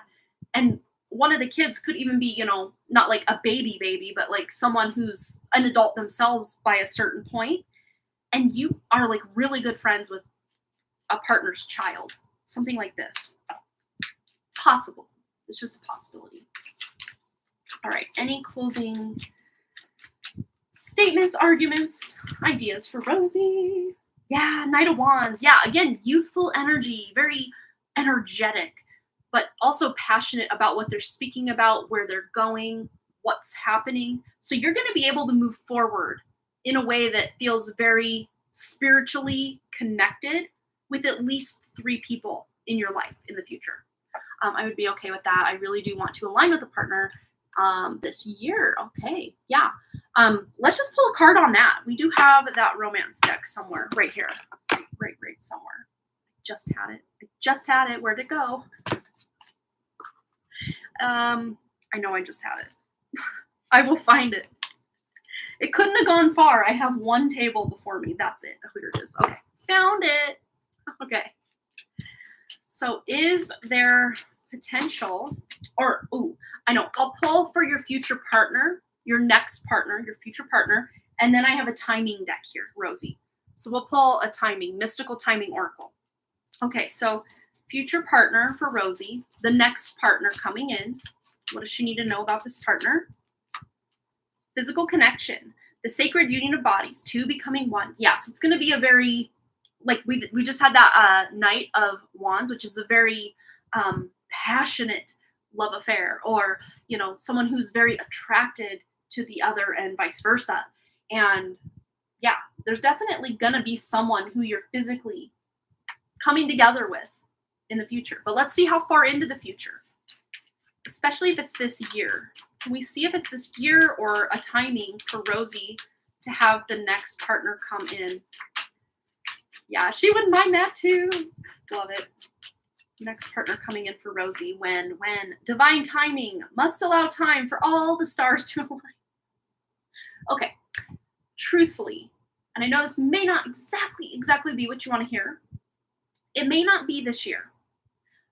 But let me stop you right there. Don't feel bad, because it's not too far away, because on the back of the deck we have time has run out. There is no more time, meaning the time is now. The time is very soon.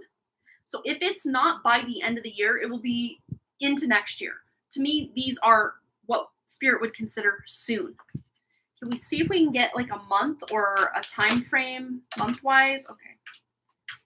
And here's the thing, even if this says, oh, don't worry about finding love this year, it ain't coming.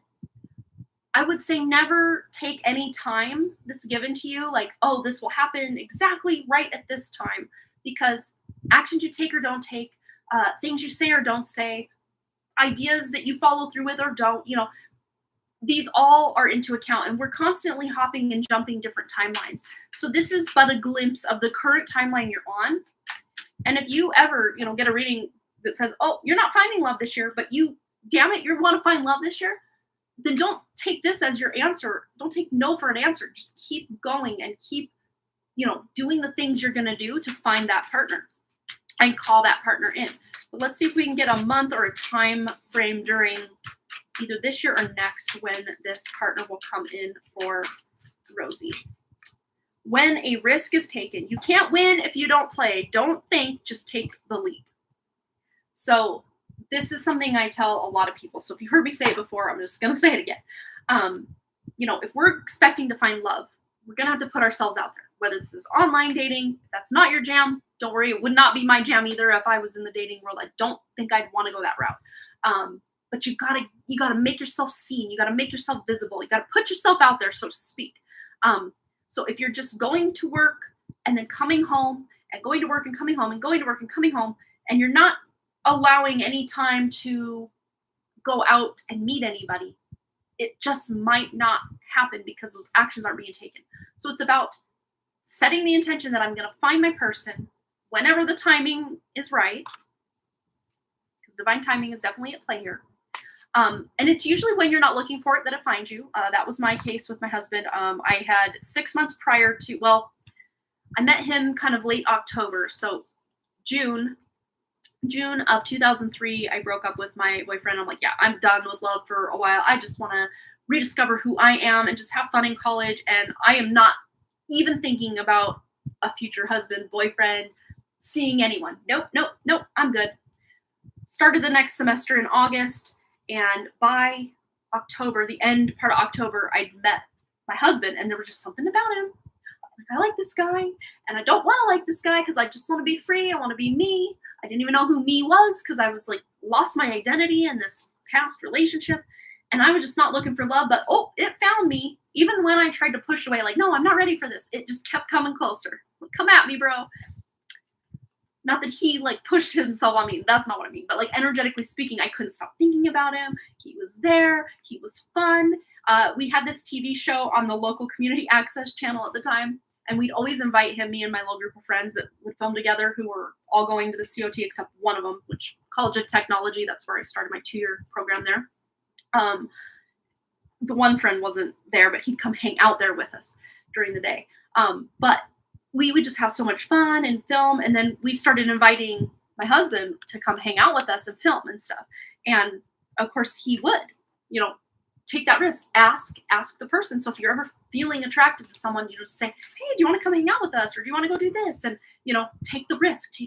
And it paid off because the more we hung out, the more I liked him and we flirted, and he knew kind of my situation. And I was kind of having this weird, I don't want to date this one friend of mine at the time, this guy, Isaac right here.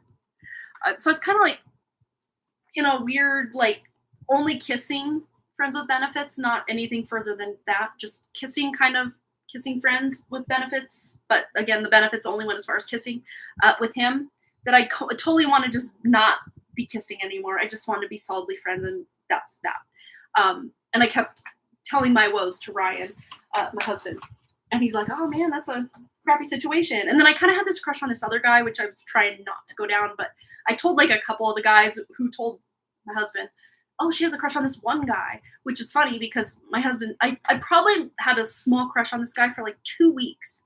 And my husband still gives me crap about it because he worked with this guy for like 15 years. And he still knows him, and they're still in like contact because they're the same type of field. They were in the same program together. So I have not lived that down. The fact that I had a 2-week long, very minor crush on this one guy, still can't live it down. But yes, it's like love. I was so not in the realm of love, and love was like, "No, you're in the realm of love. Get over here. Get over here. Come on, you know you want to." I'm like, "Fine, I'll do it." So it might be something like that where you're just kind of like, "No, I really want to focus on me. I want to discover, who I am, and then that can help me discover who others are and what's going on." But again, you want to know what love is, or when love is coming in, start taking those chances, taking those leaps of faith, putting yourself out there, of course, in very safe ways. This risk isn't like, just driving home with some random person, nothing like that, but just whatever's in your comfort zone, but still putting yourself out there.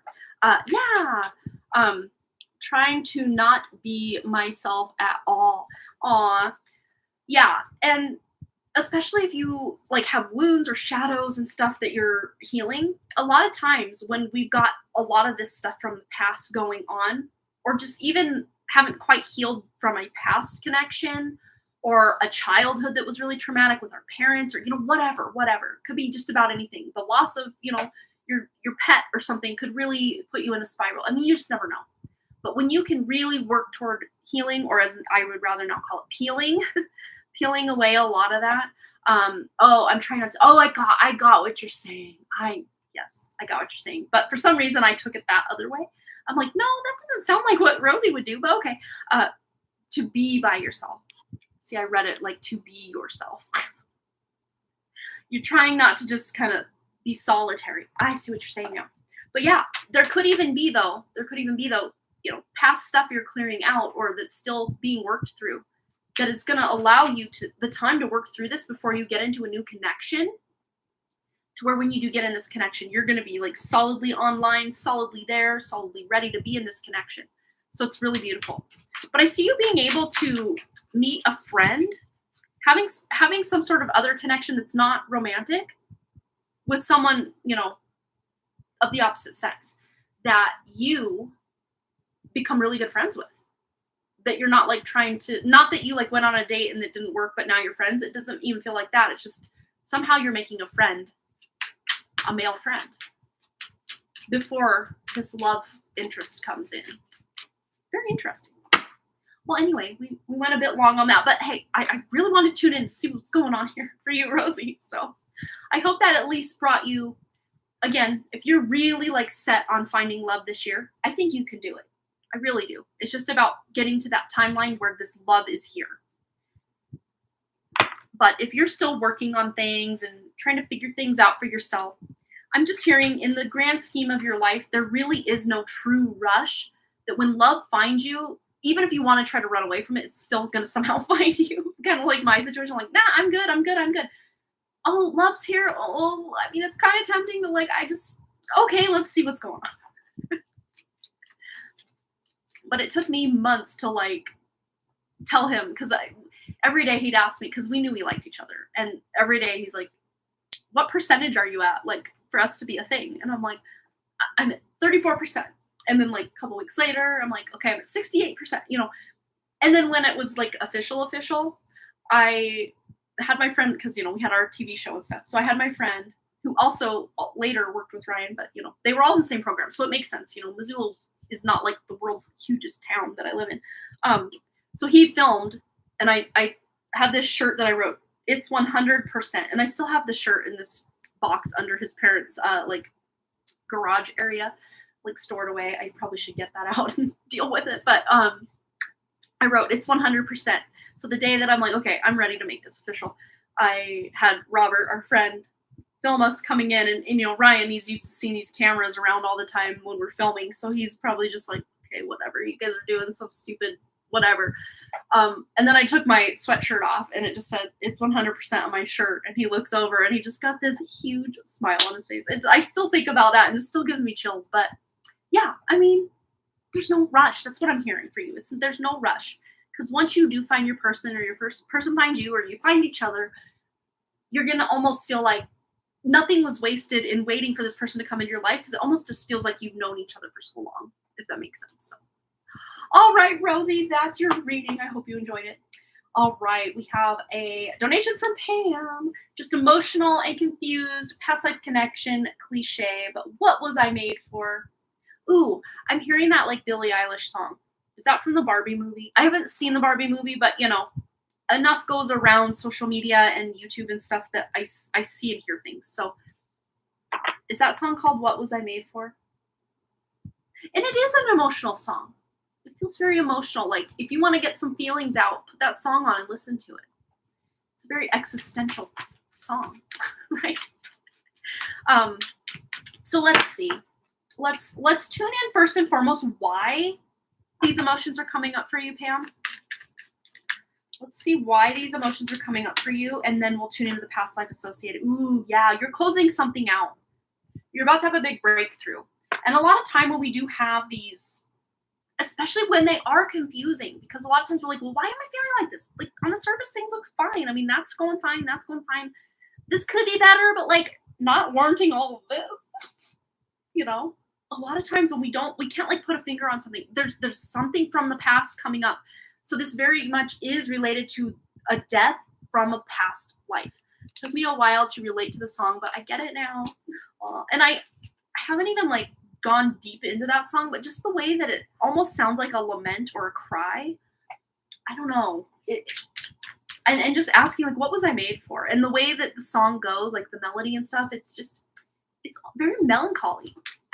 But melancholy, the word melancholy is my book series. Melancholy Dreams is the book series I'm writing, and book 1 is called Melancholy Dreams. So it's like that word, and that even feeling melancholy is like almost like feels like home to me. I don't know. Sometimes I almost call myself like a masochist for like feeling sad. I don't know. So maybe you even think that too. Like sometimes when I'm feeling happy, it's almost like, when's the other shoe gonna drop? Like when am I gonna feel sad again? But let's just see. Emotional, confused, past life connection. Yeah, again with the happiness. I mean, to go from the 10 of Swords is like 0 out of 10 happiness factor to 10 out of 10, 11, 12 out of 10 happiness factor. So there's a major, like one end of the spectrum to the other going on from this past life that you passed away in to, you know, what is meant for you, what you were made for. So let me see. I know I have that past life deck hanging around here somewhere. I don't know if it's up here or up and over here, but I also have this other one. I have a couple past life decks, and I just don't know where I have put them all. Which tracks for me. I'll set something somewhere and think I know where it's at, and then I don't. Can't find it again. I know I have it. I know it exists in this room, but where? Where is it? Weird. Okay. We're going to have to pull the dust off of this one. There's literal dust on this. Look at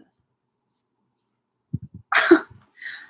But I couldn't find my past life deck, and I saw Night School, Moonlit Magic deck. I actually got this at Ross of all places, or no, TJ Maxx of all places. They had an Oracle deck. I'm like, of course I'm going to get it. Why would I not? So we're going to ask this, what you were made for. And then, of course, we're still going to get into your past life. Where the heck did I put that deck? It couldn't have gone too far. It really couldn't have. We'll figure it out. All right. That's my vibe for longer than normal. Yeah, right? All right. Let's see. What does Pam need to know from this Night School deck? Why was I drawn to this for Pam? What does she need to know? What was she made for? What does she need to know? Night School deck. Find your equilibrium. Well, that's kind of what we're tuning into. Feeling out of balance, right? Stand in yoga's mountain pose and push your feet hard into the ground while letting the top of your head stretch straight to the stars. Imagine a string stretching from the crown of your head into the heavens, feet on the earth, head in the stars. You stretched in between. I'm going to just put this up if you want to screenshot it. Sorry. Okay. So let's see what else Pam needs to know from this deck. And then I will use my tarot deck to go into past life connections for what's going on here. Well, I mean, from this past life, we're already kind of tuning into the equilibrium was very solidly lost here. And I am getting very Scotland vibes from this. I know we go to Scotland once in a while. A lot of French stuff comes up for you as well. French connection, I'm hearing. What does that even mean? What is the French? I'm going to still pull a card from this, but I heard French connection and then I heard Google it. So I'm going to Google it. What is the French connection? Well, it's a movie, but what is the meaning of the French connection? A scheme through which the heroin was smuggled from Indochina through Turkey to France, and then the United States and Canada. The operation started in the 1930s, reached its peaks in the 1960s, and was dismantled in the 1970s. See, I'd heard about the French connection before, but I had no idea what it was. Wow, okay. Let me skip this ad that they're trying to run right now. All right.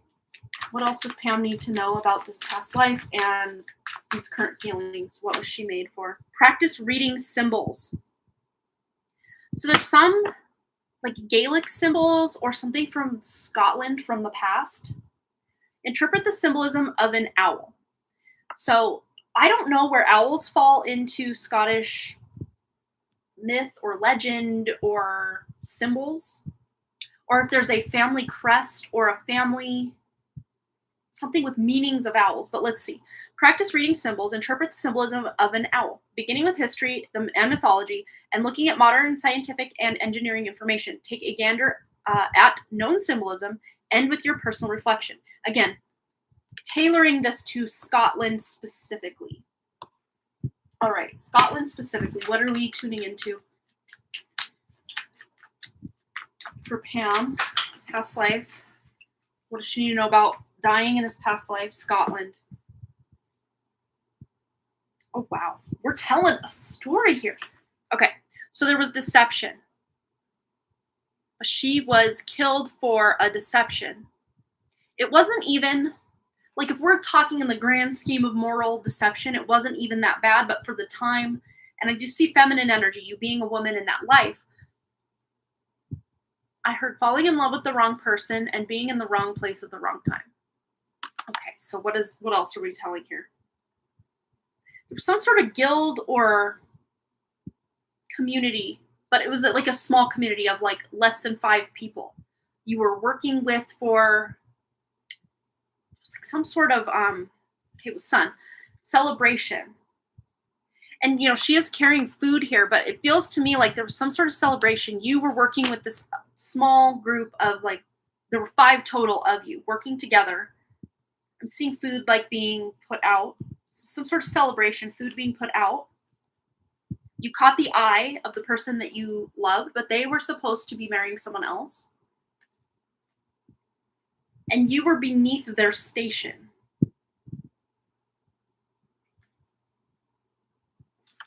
You feel like you got played a fool, but it was clear, the clarity coming in, it was clear about your love was very clear, and certain people may have seen a look exchanged and then got kind of suspicious, curious, I guess is maybe a better word, and followed you, or just kind of saw you guys kind of almost circling each other or kind of casting glances, falling in love with the wrong person. So this person's here, higher station than what you're in. He even was with, at this celebration, which we were serving food around, he was with his person he was supposed to marry. And glances were exchanged. She saw, and seeing her father saw these exchanges, glances. And because this guy, okay, let's call him Frank, for lack of a better word. We'll call the lady that he's supposed to marry Jasmine. I don't know, that's a word that's coming up. So Jasmine's father has to have Jasmine marry into this family because it's also improving his station by this union with Frank happening. So he's like, Jasmine, yes, likes Frank and wants this union and whatever, but her father wants it maybe even more because money and being known. And Jasmine and her father both see these glances exchanged multiple times throughout the gathering. First at the dinner, and this feels outside. This feels like summertime. It's like an outside kind of celebration, festival, something going on. And, there's food served, and then there was dancing. There were games. There was I see throwing axes. The axes being thrown. And at one point, you were in the vicinity of Jasmine. Again, we're calling her this. And she asked you, "Oh, do you know Frank?" And you're just like, "Oh, I see him around all the time and whatever." But just having a very pure heart, very innocent, aren't great at lying because you guys have been together, let's just say, and had loved each other from afar and, would come together in secret to love each other because you kind of grew up together and, at least in the vicinities of each other.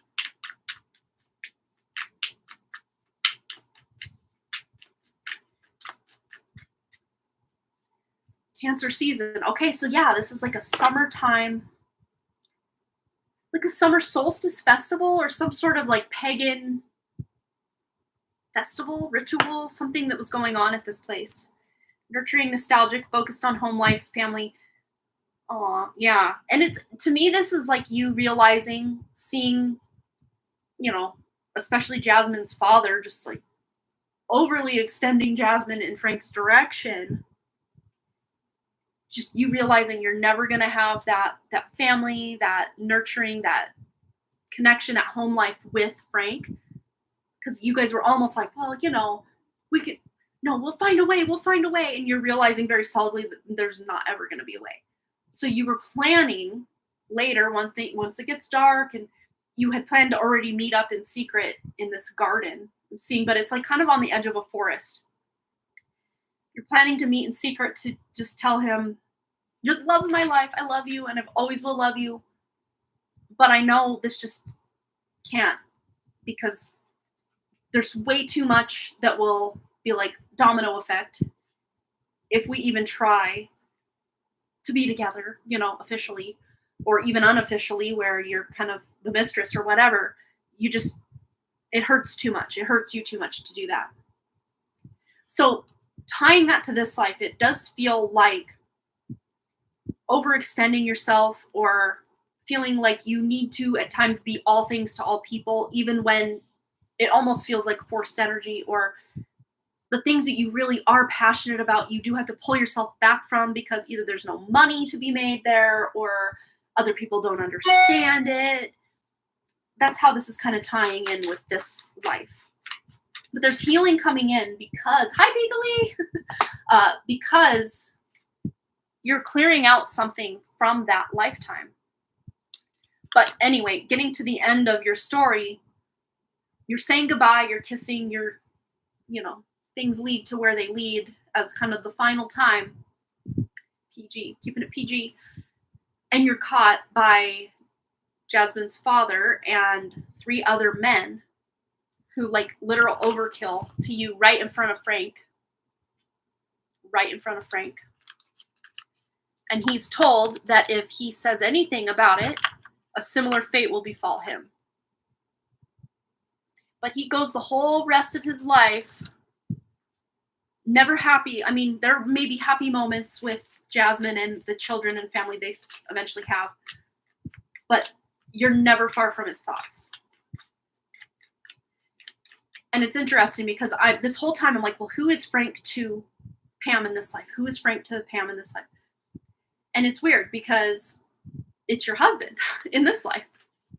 And I just got chills as I said that because it was a mystery to me until it just got I just saw a curtain go up, and then I have no idea what your husband looks like, but it's Pam's husband in this life. So it's interesting coming full circle to go from we can't have that love and happiness and family life we've always wanted to we have everything we've always wanted, but there's something Not that there's something missing, but emotionally speaking, and as far as what you were made for, and having this deep sense of purpose in this life, it's like you can feel it, you can taste it, but it's like you can't. It's almost like it's like smoke that keeps going through your fingers, like smoke going through your fingers. Like you feel this deep passion for life and changing the world, but as to how to do it, that's the smoke going through your fingers. So his thoughts are true. Can you be more specific about that, Pam? Oh, wait, no. I thought that was part of the message, so let's see. Queen of Cups. So trusting your intuition, something to do with when you ask, so his thoughts are true. Being able for you to trust your intuition on that.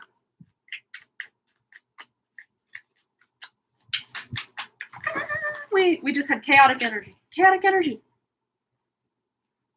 Yeah, chaotic energy. Look, and they all fall. Again, this is like catching you off guard. Look at that. It's like Frank's future father-in-law, Jasmine's father, catching you. Oh my goodness. But this is what's closing out. This is what these emotions are coming up to clear. All right, closing statements, anything else Pam needs to know about this? Past life and how it relates to this life and what she was made for. There's passion restoring. There's just clarity in your spiritual path restoring as a result of this information uncovering. Looking into to get clues as to who these people could have really been. If you want to try to find who you were in this life, or who Jasmine and Frank, those are not their real names, by the way. The names that are coming are like almost like in like that Simlish language. If you have ever played The Sims, they're like symbols I don't understand. So it's written in some other language that I wouldn't even know how to begin pronouncing. But yeah, looking into the symbolism of the owl and how that pertains specifically to Scottish history, or even more specifically, a specific family in Scotland or a family crest, which has got me real curious. I want to Google stuff. Let's see. Scottish owl family. I don't know. I'm just typing keywords to see what we need to know. Owls in Scotland. The different species of owls in Scotland. 5 species of owls. The barn owl, tawny owl, short-eared owl, long-eared owl, and ... It would finish the thought here. Let's see. I want to know. That's specific about the owls in. But let's see. Family crest. Let's see if there's a Scottish family crest with an owl on it. Ooh. Ancient arms. I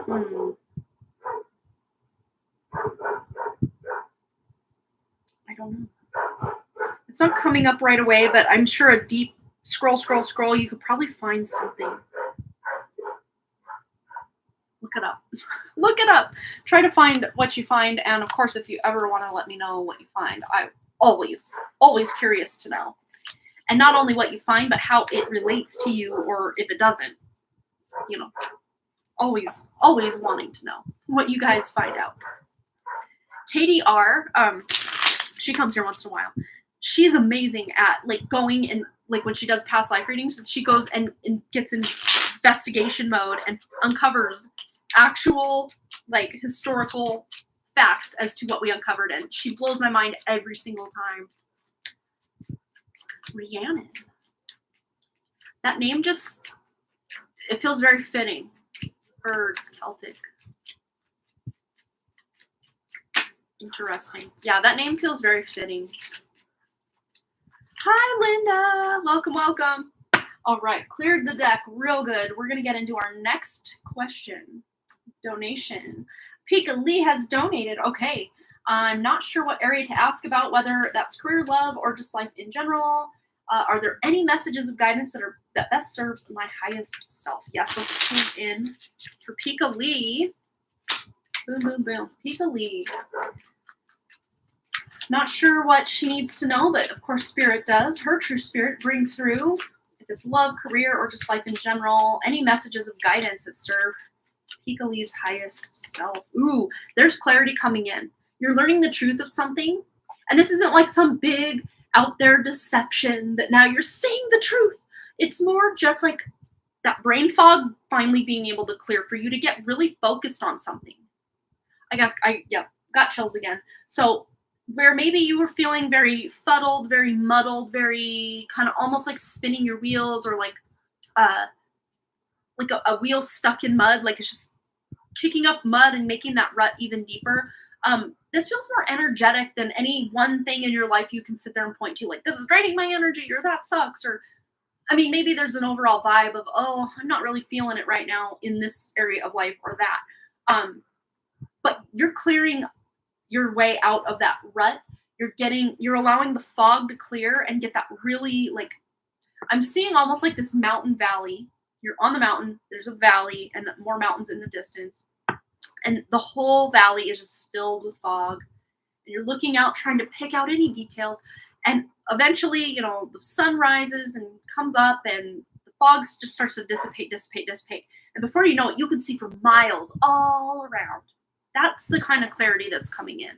It feels like there's an element of like spiritual truth or clarity coming in as well that's really going to help solidify certain things in your material world or the more 3D world. But let's see what those specific things might be for Pikali. 6 of Cups. This feels like connections with people that you've known for a very long time. So these can be, soul sister type friends, or actual sisters, brothers, cousins, family members, people you know from high school. Yeah, it's very interesting too, because I didn't even realize this. The hand's almost like coming out of the fog. I just realized that. You might even be getting clarity on the whereabouts of somebody that you kind of lost contact with along the way, or somehow they're coming out of the blue to find you or to contact you. Even if you are like already friends on Facebook or have been in contact through the years here and there, but you just haven't heard from them in a while, and then they just kind of message you. And so it's not like these back in the 90s, if you somehow crossed paths with someone you lost contact with, because back then it was a lot harder to find people. It may not have that like dramatic like music, the orchestra is like crescendoing and you run and you throw your arms. It may not be that kind of like reunion, but at the very least it does your heart good to know that this person's reaching out or they're in contact with you. Let's see. It's a very specific message for the general reading, but let's see. Anything else Pikali needs to know about love, career, life in general? Definitely clarity coming in. Fog lifting and a lightening of the energy with the Judgment here as well. There might even be some sort of celebration, gathering, wedding. It feels very like wedding, or maybe even like baby shower, christening kind of energy. That kind of like milestone and celebration, rather than like a birthday party. Yeah, it feels very like next milestone in life. I mean, it could be, if it is a birthday party, it'd be a very significant birthday, like turning, 21 is a pretty significant birthday. Turning maybe, 50 or something. I don't know if 50 in and of itself is significant, but like a 50th anniversary, I don't know why the number 50 keeps coming up. But yeah, this there is a big spiritual level up that's coming as a result of this clarity that's coming in. And I think obviously they are connected. One creates the other, and then one creates the other. Like, just how that's going to work. Like, which came first, the chicken or the egg? Which came first, the spirituality or the clarity to the spirituality? Let's see, what else does Pikali need to know? Ooh, you're speaking your truth to someone about something.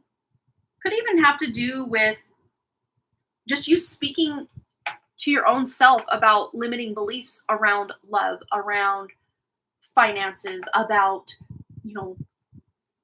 the process of your, future.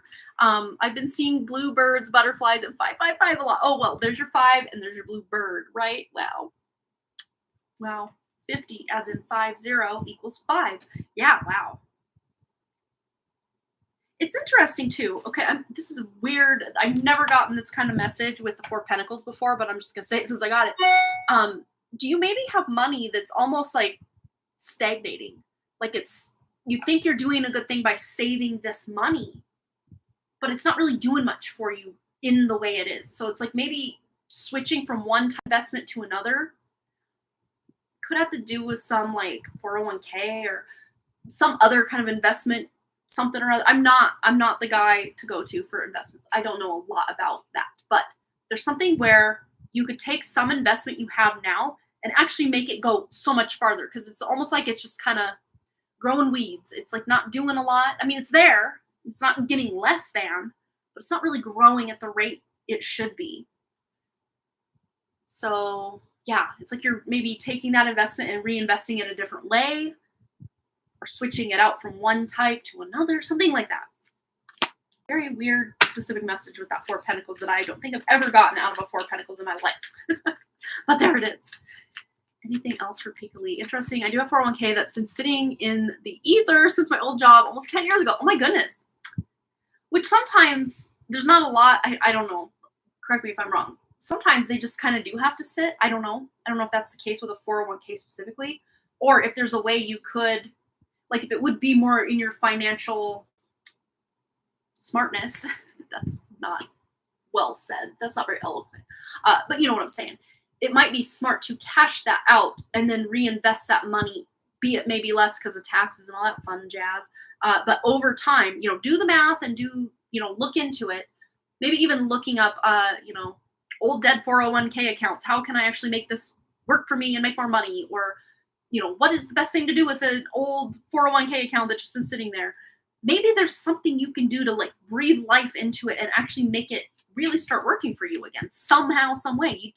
I have no idea, but that's coming out loud and clear for you. Let's see what else Pika-Lee needs to know. The sun. Yeah, it's time for the light of day to shine on this money or this cash flow. It could even be cash flow that you have coming in paycheck to paycheck to paycheck that you're just like, instead of putting that in savings, maybe I can invest it in this or that. Or again, I'm not the guy to go to. So you do some research on like what are ways I can invest my money and start making that money make me more money, and I just heard paying yourself first. So if you are someone who's a saver and you are constantly putting money in, you're doing great. But you could be doing even better. I don't even work at that job anymore. My dad told me to roll it over and invest 401k. I'm like, okay, see, that might be something you can do. Then it'll actually somehow do something better. I don't know. There's something you can do to actually make that money improve itself somehow through minimal effort. This doesn't feel like you having to jump through 40 hoops and signing away your firstborn child or anything like that. This feels very, that's all I had to do. Like it feels very easy, like a very just little nudge. Just nudge it this way a little bit and it's really going to start doing something. But yeah, with this sun card, things are really starting to look up. There's just this lightning and joy that's coming into your life. I think as a result of that fog lifting, because when the fog lifts, you can clearly see the sun. Because it's almost like now I'm seeing you down in that valley with the fog all over you or above you, blotting out the sun. You can kind of see the rays coming through, but it's not as clear. And now, so it's almost like you are seeing the bird's eye view up on the mountain, but you're also someone down in the valley getting the details or being in the thick of life, right? So it almost feels to me that bird's eye view version at the beginning of your reading of you on the mountain overlooking the valley is like your true self, your spirit, knowing that you're down there somewhere and I'm going to send assistance. I'm going to aid you. And then, of course, the fog lifts and then your crystal clear clarity to exactly where you're at. And, of course, when the fog lifts, it's like you can see that peak of that mountain and you can almost like, again, it's not like you are separate or apart from your spirit, but it's almost at times, the mundane life of the 3D can feel like the fog that's overlaying that connection we have to our spirit. Oh, wow, this is so powerful. Oh, you just got chills. See, well, there we go. I've also been looking at ways to make more money and just recently earned a certification too. Okay, there. That could also be some, investing in yourself by taking the certification is actually going to make your money work for you more as well. I'm feeling very aligned and peak empowerment. I love that. Yeah. So any kind of blah or kind of brain fog or just kind of unsureness of your next steps is clearing. If you're not in that energy at all, just know it's not coming back anytime soon either, because it's like what I'm seeing wherever you're at now is like the beginning, and there's so much good stuff coming, and then Four of Wands is on the back of the deck. You can't make this up. Big wedding, big celebration, something you're going to celebrate. It does feel like a wedding or celebrating a next milestone for somebody. It doesn't have to be your wedding or anything, but it could be the wedding of a dear friend, or you just learned that they got engaged, or maybe even like a baby shower or something, again, celebrating that next milestone for somebody. Yeah, so fun. Wow. I don't know what it is about these nighttime live streams, but I just can, the clarity is so much more on and popping. I don't know what it is. So fun. I love it. All right, let's see. We had another donation come in. I'm going to hop over there from Pam. Pam, want to explore France? Let's do it. Past life, when was I not an object? Okay, I love it. All right. So, France. Tuning into this past life in France.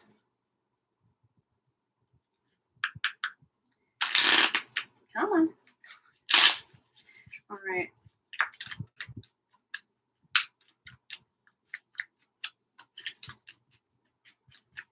All right. Wow. So the swords are back. Lots of communication. Lots of past lives available to communicate to you tonight, for sure. But this is about taking a rest. So the lifetime we're tuning into in France is you were not an object, but like the object of someone's affection. Like you pampered and loved and led a life of leisure. This is one of the easy lifetimes that we could all hope and pray for at any given incarnation. And you got it in this one we're tuning into. For some reason, we're going to the night school deck again. Why not, right? Does Pam need to know about this lifetime in France? Missed the night live streams and glad they're back. Me too. And of course, I just had to do Friday night because lots of summer camp stuff for my kiddos, so I couldn't do it during the day. A night mantra. Magic is everywhere. To see it and the effects it has on your life, change the way you perceive the world. To harness it, change the way you interact with the energies around you. To know it, change the way you think. To live it, remember the lessons of the night as you go about your day. And it's funny because she's sleeping during the day. It's very light and bright behind her. She's outdoors yet again. She's sleeping during the day so that she won't miss the night. So we were just talking about, I missed the night live stream. So funny how all this just plays. But what I'm seeing is this life of leisure, you had unlimited free time to devote to. I'm seeing you you have this basket, you're going, but especially at night, there's something about the night. There's a night blooming flower, something that is very hard to detect when it's all closed up during the day, but like a night blooming flower that blooms in France. It probably blooms other places, but for sure it was blooming in France because you went to find it, and there was these perfumes that you would make out of it, but you would set these intentions to create these like almost like elixirs or tinctures with this, but also it doubled as like in pheromone enhancing. Oh, this is so fun. So even though you led a life of leisure, you were creating, it was almost, again, treading very lightly on the line of witchy woman, because these felt like times where a person couldn't quite be a witchy woman. But you were allowed, and yes, I use that word purposely because in certain times in history, women were basically property of their husbands or fathers or families and what have you. What I'm seeing is you were allowed a life of leisure by your father, who absolutely adored you, and your mother had died. I'm seeing 2 younger brothers, a couple older sisters. So you were the third sister, 2 younger brothers, but you had no desire to marry, no desire to have your own family. And as you grew older and all of your other siblings, married off and did their thing, you were allowed to just be in your father's, care and taken care of. Definitely a family of means, but not like, over the top luxury, having to go to all these places. Just felt very comfortable life where you were very deeply connected to the rivers and the trees and the flowers. But again, treading that witchy woman line, you created these potions, concoctions, tinctures. It's almost like you had your own little brand and aesthetic of perfumes that were basically like love potions in a way. No one drank these specific things. They were more something you put on your skin or, at pressure points. And you kind of had a reputation of, you want to land true love, you go to her and she will hook you up. And yeah, like you were revered in this town as just someone so like this childlike sense of wonder, so innocent, so pure, so loving, so giving, that a lot of people would, instead of giving you money for these different things that you would supply for them, they would give you, jewelry and, things that they made for you and just lovely things. Almost like bartering and trading rather than, here's your good or service. Well, I'm going to just pay you this fee or whatever. It just feels very lovely though. And even though you did live with your father, and even after his passing, you still lived in the home and you had help. You had a lot of help around the home. So it was comfortable enough life that there was helpers and cooks and people that would, help you do all the things. Because there was, living a life of leisure back then, maybe you didn't know how to cook and clean and even dress yourself. A lot of these things people used to wear were very complicated if you look at them. But yeah, it's like you could a lot of times just want to take naps in the day and just be out there in the night and come back before it's even light out and start mixing your different concoctions. But let's see. What else about even how this past life relates for Pam in this life? What does this mean for Pam in this life? It's dealing with the same wound you had in that life in Scotland. I mean, obviously, you're the same spirit coming into these different incarnations. But the wound is you, instead of being denied the love that you sought, you were the love that you sought. You kind of basically turned your back on the natural order of things of you have to do this and, this many kids at least and be married by this age. And, and at first there might have been talk and, reputation of, oh, she's just going to be an old spinster or, whatever the lingo was at the time. But it did not bother you. And people very early into your 20s even just kind of stopped talking badly about you in any gossipy kind of way, because they were secretly almost envious that, like, why can't I have such a life of freedom and just being who I truly am? You were just very close to who you are as a spirit, but incarnated in a human body in this specific incarnation.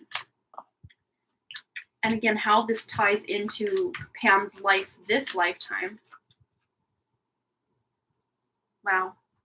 And I see all these pentacles hanging up almost like different lifetimes, different incarnations. And although on, from this angle, they may all look very similar and have very similar themes, very similar, but yet each handmade item, as any person who makes handmade goods, like myself and a lot of other people out there, even if you, to the letter, follow the instructions exactly the same way each time, if it's handmade, there are going to be variations and differences. And maybe, this one turned out really well, and this one pretty good, but not as beautiful as this one. And that's kind of what I'm seeing with these different incarnations, and how it ties into this life is, you're still on your journey. You're still uncovering things and learning things and growing and remembering things that you maybe forgot that you knew very solidly and completely like maxed out on your experience in these other lifetimes. And I think that's tying back to your other question, what was I made for? lots of things, lots and lots of things. There are very multifaceted spirit you are, Pam, and there's still so much about who you are in this incarnation that you're uncovering. It's like what you think you know about who you are and the universe and where you fit into it all, where you stand now with that. It almost feels like by the time you're, old and gray and all the things, where you're at right now feels like kindergarten. And where you eventually end up feels like a PhD program, like going back to all our college talk earlier.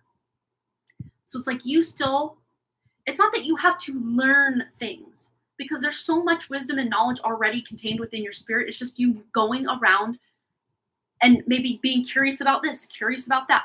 And it's like you're collecting, much like you were in this past life, collecting these flowers that are night blooming flowers.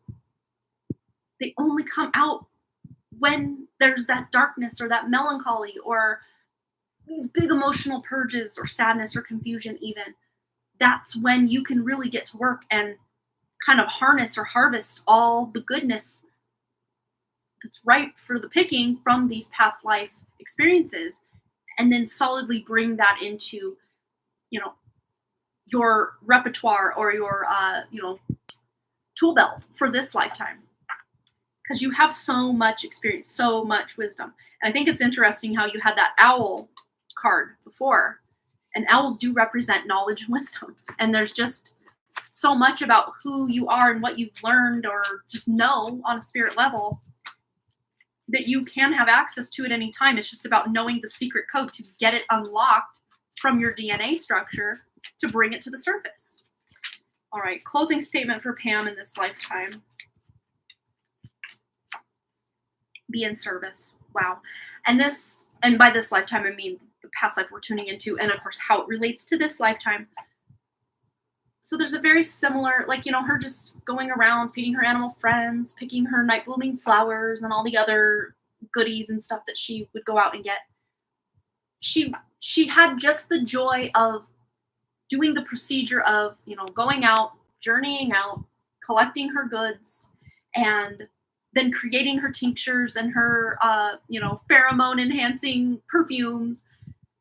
And then the absolute joy she had in delivering that good to anybody who was just so excited. And it's not just like, please buy my thing. Please buy it. Like people were like banging down your door. Like, I need it. And then the look on their face when you deliver the goods, they're just like so over the moon. It's so excited.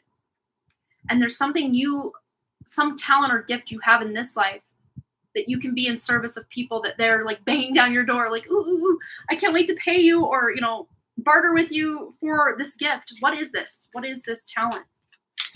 Oh, you need to hear this so much. And there's so much. I've seen this too with your students. Because though you may not be this old on a human level, it's like compared to so many of the people you work with, and I'm not just saying this as, just because a lot of the people you do work with from day to day are high school students, but I'm talking soul age or spirit age wise. You are this wise crone energy, the witch energy, the healer. And so many of the people that come to you or are around you are very young souls. I mean, there are those old souls that can vibe with you and run with you for sure in your life, for sure. But there are so many people that you are literally teaching these people things for the first time. They're experiencing these things on their spirit journey for the first time because they've come into contact with you. And so many of your students can fit into this bill for sure. But let's just see if we can uncover any specifics about this talent or gift Pam has besides what we've already uncovered in this life. What is this talent or gift that she is in service to others with? As close as we can get. Wow. A bountiful harvest. Well, we were talking about all of gathering and harvesting all this stuff. So it may not be that you're literally creating potions and perfumes for people, but it may very well have to do with seeds that are planted, either literal or metaphorical, and you're somehow feeding the world. Again, this could be with knowledge, seeds of wisdom you're planting in the people, not just students, but everyone you come across just by being in your vibration, even if you don't speak a word to them. They're somehow getting the message. the seed has been planted, and eventually it will bloom and sprout and be ready for them to harvest, be ready for you to harvest this amazing energy that's, being created by knowing certain people in your life. Wow. And it's interesting, the number 28, that's my birthday. 2 + 8 is 10, new beginning. So new people, just you following this be of service energy. The bountiful harvest is you will be able to, and I know harvest someone's energy sounds so very vampiric, and I don't mean it in like negative, like energy harvesting. I mean it in a very high vibrational kind of way. Like we can all benefit from that beautiful vibe without, it's like we can all sip from the waters of the high vibe without it taking away from people. Is kind of how I see it. Like wind control and being grounded. Yes, because we've already established you can literally control the wind and other weather as well. Specifically, though, the wind. Felt so lost in the dark for a long time. Aw. And it's so interesting how in this lifetime we tuned into, you slept during the day because you wanted to savor that nighttime. Because that was your time.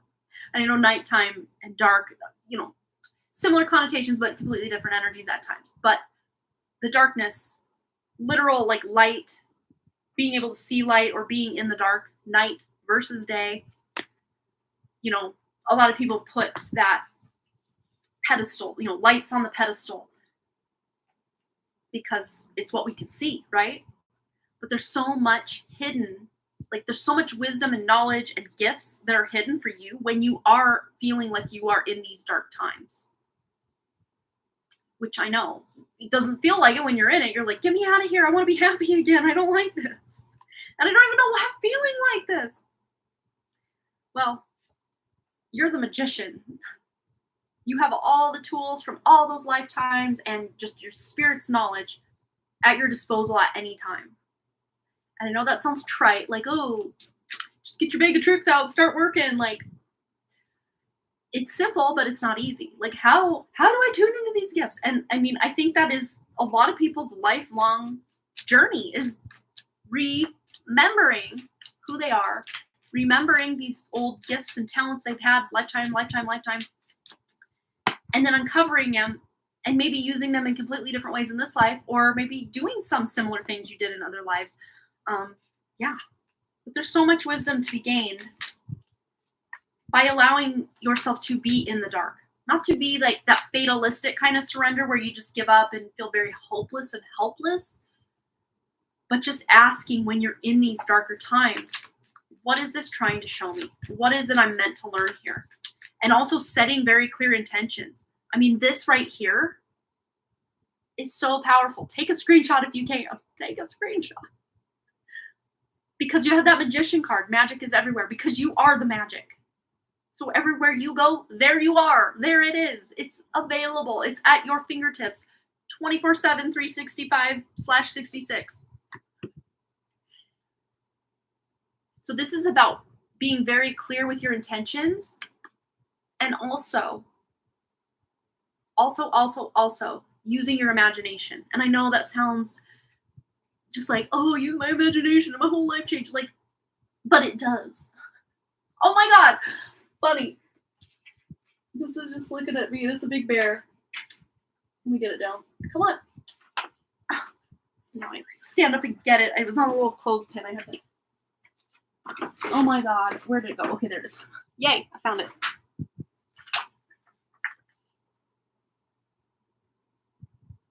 Everything you can imagine is real. Your imagination is literal magic. But why do you think, again, I know you're a teacher, and I know you feel a certain type of way about the education system as it is. There's so much about putting people in boxes to make them good little worker bees for, capitalistic society we live in, which, again, nothing wrong with that, but there are those who learn and want to be and exist in a different kind of system. And imagination is a big part of breaking out of that system.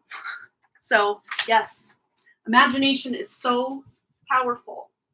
Get that hung back up, sorry. All right. Yes, nothing like giving money gives me joy. I want to know what I have within. I'm so sick of just being external to strangers. Oh, I see what you're saying. Yeah. Well, it's weird because my husband and I were at the band concert for the band camp that my oldest son was in this week. And I just started feeling really like energy was being sucked away from me just sitting in the stands. And I'm like, okay, let me do all my things. But instead of doing a protection, like a bubble myself up, get me in my bubble, keep these people away from me, I just brought more of my spirit online and let it shine, let it shine, let it shine. But by doing that, even just feeling the energy around the people around me, there's so many people who are just either they have no spirit or they're so disconnected from it, it's but like a faint pulse. And it made me so sad. I'm just like, oh, what would it be like to just go through the motions of life and just not have any higher purpose other than get through the day? And I mean, hey, we've all been there where all I need to do is get through the day. Like, I'm not knocking anything or anyone that's going through that. But for that to be your whole existence, which there are people like that out there, But yeah, so external to strangers. Yeah. It's so weird. Like there's been a big shift to where you can really almost, and again, this is kind of a physical description of what I'm trying to say. It's not actually like this, but just say it's almost like there's light bulbs above certain people's heads. And those are the people you're like drawn to or attracted to, energetically speaking. So it's almost like you, again, are in the world, but not of it. Like we were talking about someone else's reading earlier. But it doesn't mean that you're better than them or they're less than you or anything like that. But it's just, you're navigating the world to where you don't even have to really interact with the almost soulless people who are just here to grind and die. And that's that. You're here to find those people who have this sense of love and higher purpose and just passion to help people, passion for life, passion for, even if they don't know what they're passionate for, they're passionate, right? But they've been through some hard times as well. Literally, I've loved naps during the day and love to be at night. Oh, same. But since having kids, that's way harder to do than it should be. Yeah, I'm almost wondering, when my kids are like grown and out of the home and all that fun stuff, if I would return to my night owl ways. And ooh, remember, owl. We're talking about the owl in that other reading. Oh my goodness. So many fun things have come out. Oh, I love it. Pam, you're just something special. I love you. You knew that though. All right. Well, I think we have reached the time where we're going to do our giveaway. Who's excited? I might have to turn this light on. We're losing the daylight hours. I mean, we still have a good, let's see, hour and 10-ish minutes before it's completely dark out there. But I don't want it to be so dark in here in my little cave. So I turned the light on. I'm Tom Bodette from Motel 6. We'll leave the light on for you. All right, so let's get into our giveaway. So if you're new to the giveaway, all you have to do is determine what tarot card am I pulling from this deck. And you can start putting out your guesses or your ideas of what card I'm pulling out even before I pull it. Here we go. Ooh. Ooh. What is it? What is it? Thought I dropped a card. I did not. All right. And if we're going and going and going and no one's getting the answer, I will let you know. And here's a tip for anyone who's here a lot. Someone guessed the lower octave of this card. If you've been here a lot, you know I have certain cards that are like the lower octave of certain cards. So that in and of itself could be a hint for those of you that know the lingo around here. Oh, all right. Someone had guessed the lower octave of the card I'm holding. So this is the higher octave of the card someone guessed.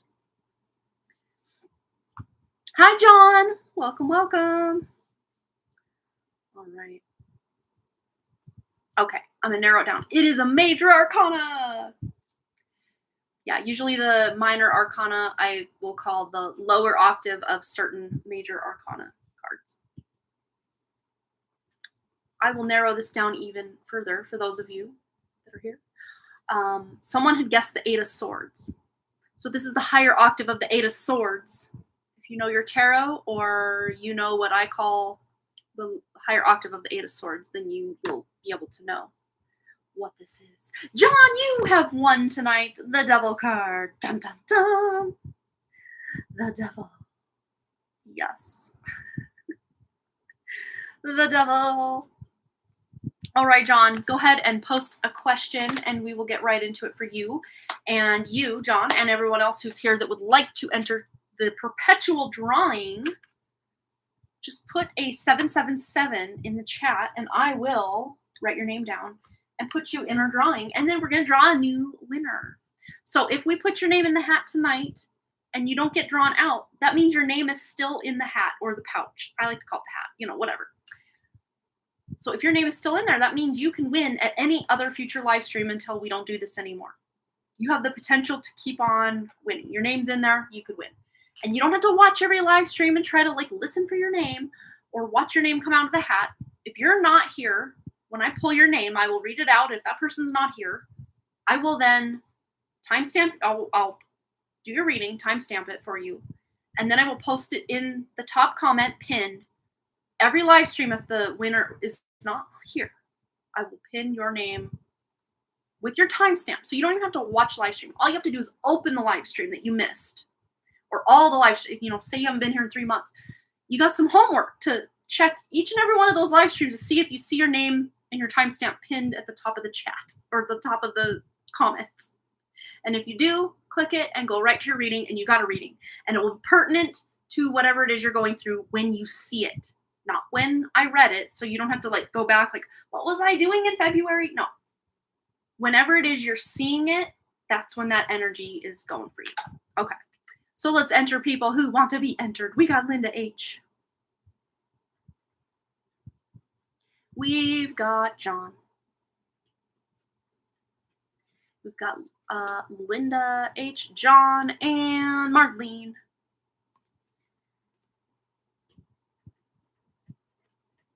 And we also have Amber A. Hi, Kirsten. Put a 777 in the chat and get in on the drawing. We have not done the drawing yet. You're so welcome, Pam. Pam, put a 777 in the chat and we'll put your name in the drawing. Amber A. Everybody else who's here, put your name in. Put your name in. Or 777, I'll put your name in. Kirsten.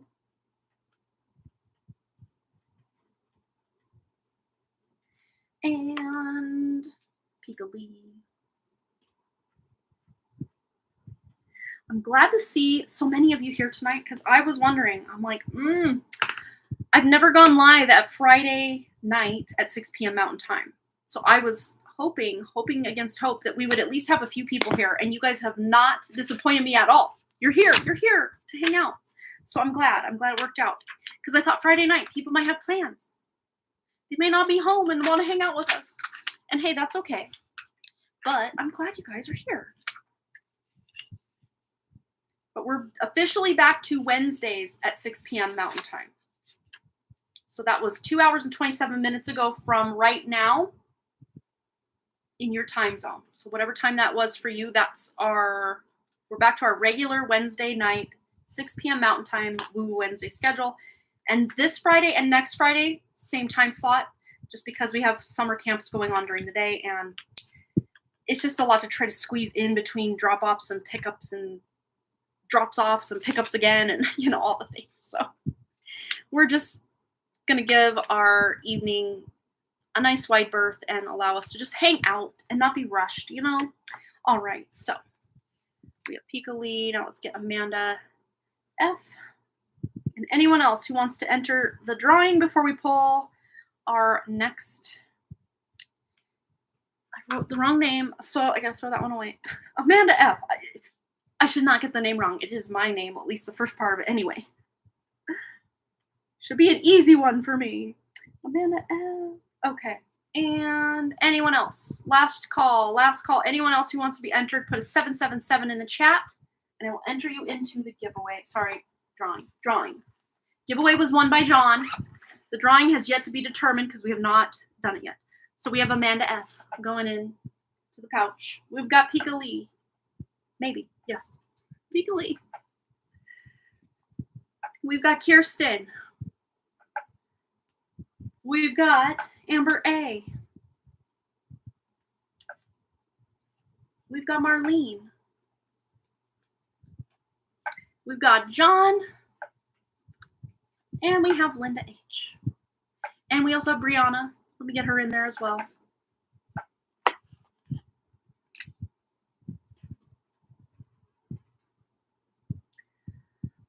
And I wrote your actual name. So let me put B degree because I would like to write it as as your actual username. So that way you know what's up. B degree. Okay, here we go. And Pam, let's get Pam in there as well. Pam. All right.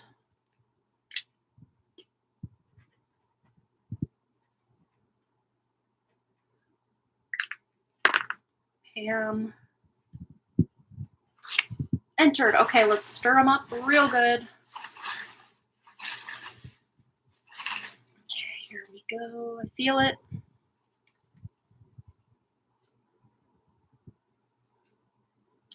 Okay, there it is. You're a double winner tonight, John. Look at that. This is from a while back. This is not tonight's entry. I love it. Look at that, John. You are a double winner tonight. Consider yourself double lucky. I love it. So cool. That's so fun when that happens. That's happened, I think, one other time with Linda H. Might have also happened once with Brandy Lynn, if I remember right. But, oh my goodness, how fun. That's so cool. Oh my goodness. You just never know, right? Oh, yes, Kirsten, we did that one on Wednesday. We did that reading for you on Wednesday. Okay, so John, I'll let the universe tell me what I need to know. I've been a little sad. It's going to say, get over it, LOL. No. Yeah, a lot of times when we feel sad, it's because there's something coming up that can be let go of or released that we can move on, that we can move through it. All right, so for John, what does he need to know? He's been sad, and we're not going to tell him to get over it because we're going to be nice. We're going to be nice cards, right? Okay. Oh, yeah, okay. So there's a lot going on. Let's get it. Let's get it all. I feel like I'm collecting dandelions or something. Oh, well, this is good. Okay. Yeah, this feels like death energy, which is interesting because we started your reading by you winning this giveaway by selecting the devil card, which feels kind of stuck, or there's this illusion of, not feeling worthy or feeling stuck, feeling sad, whatever it is. Then we have the death card. So this is letting you know there's something that's ending, something that's passing away. Not someone, not yourself. No, nothing like literal death in that regard, but something that is leaving your life. And this can even be things you're choosing to literally let go of, like, cleaning out a closet and, getting the clutter out, or, maybe just kind of letting something go, like a friend, or just even a dream.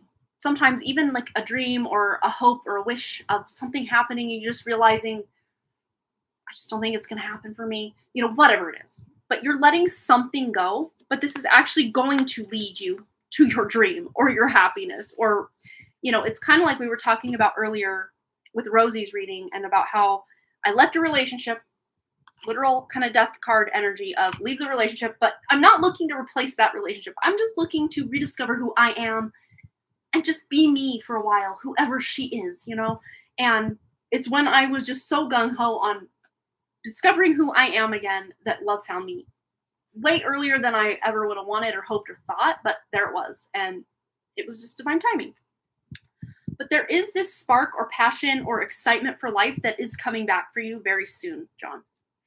Because when I did pick the deck up to start shuffling, I did see the 8 of Wands on the back of the deck, which is very quick moving. So this sadness, this kind of blah, this stagnancy, this stuckness, this kind of death card energy, kind of hanging over your head, whatever it is, it's not going to last very long before this new beginning, this new inspiration, this new excitement comes in. Could even be a new project, a hobby or something that you're really going in on, and it feels really fun.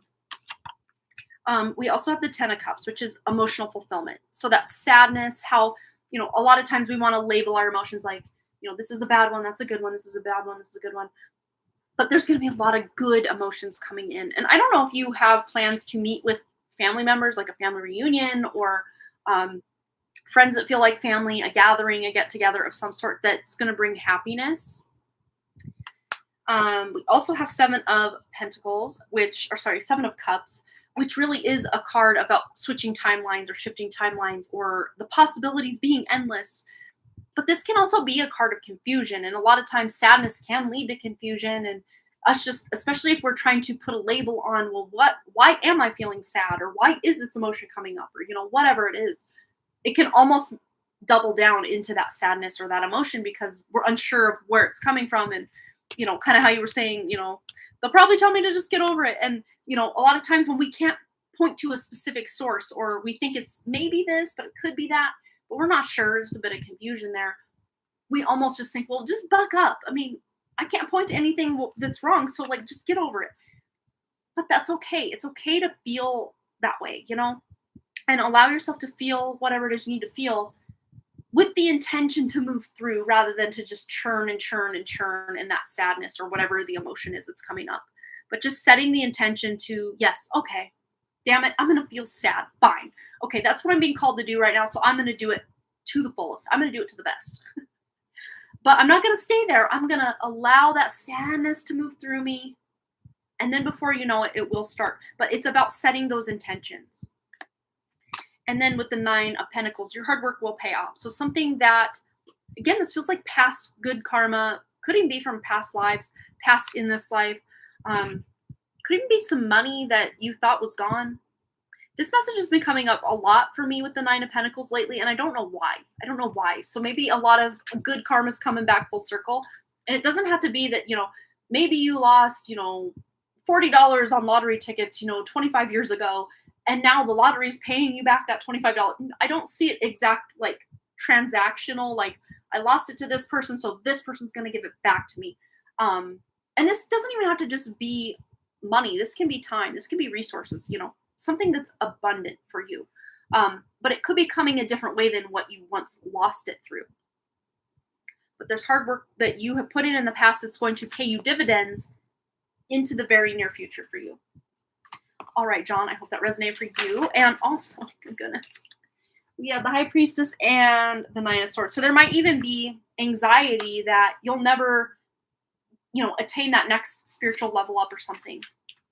But a lot of times when we are feeling sad, that anxiety can start building. I'm always going to feel sad for the rest of my days. I've been here so long, or, however long it's been, that it's just going to be my new normal. And no, it doesn't have to be. All right, we're going to switch decks. Over here. All right, what does John need to know per his drawing win tonight? John, what does John need to know for his drawing win?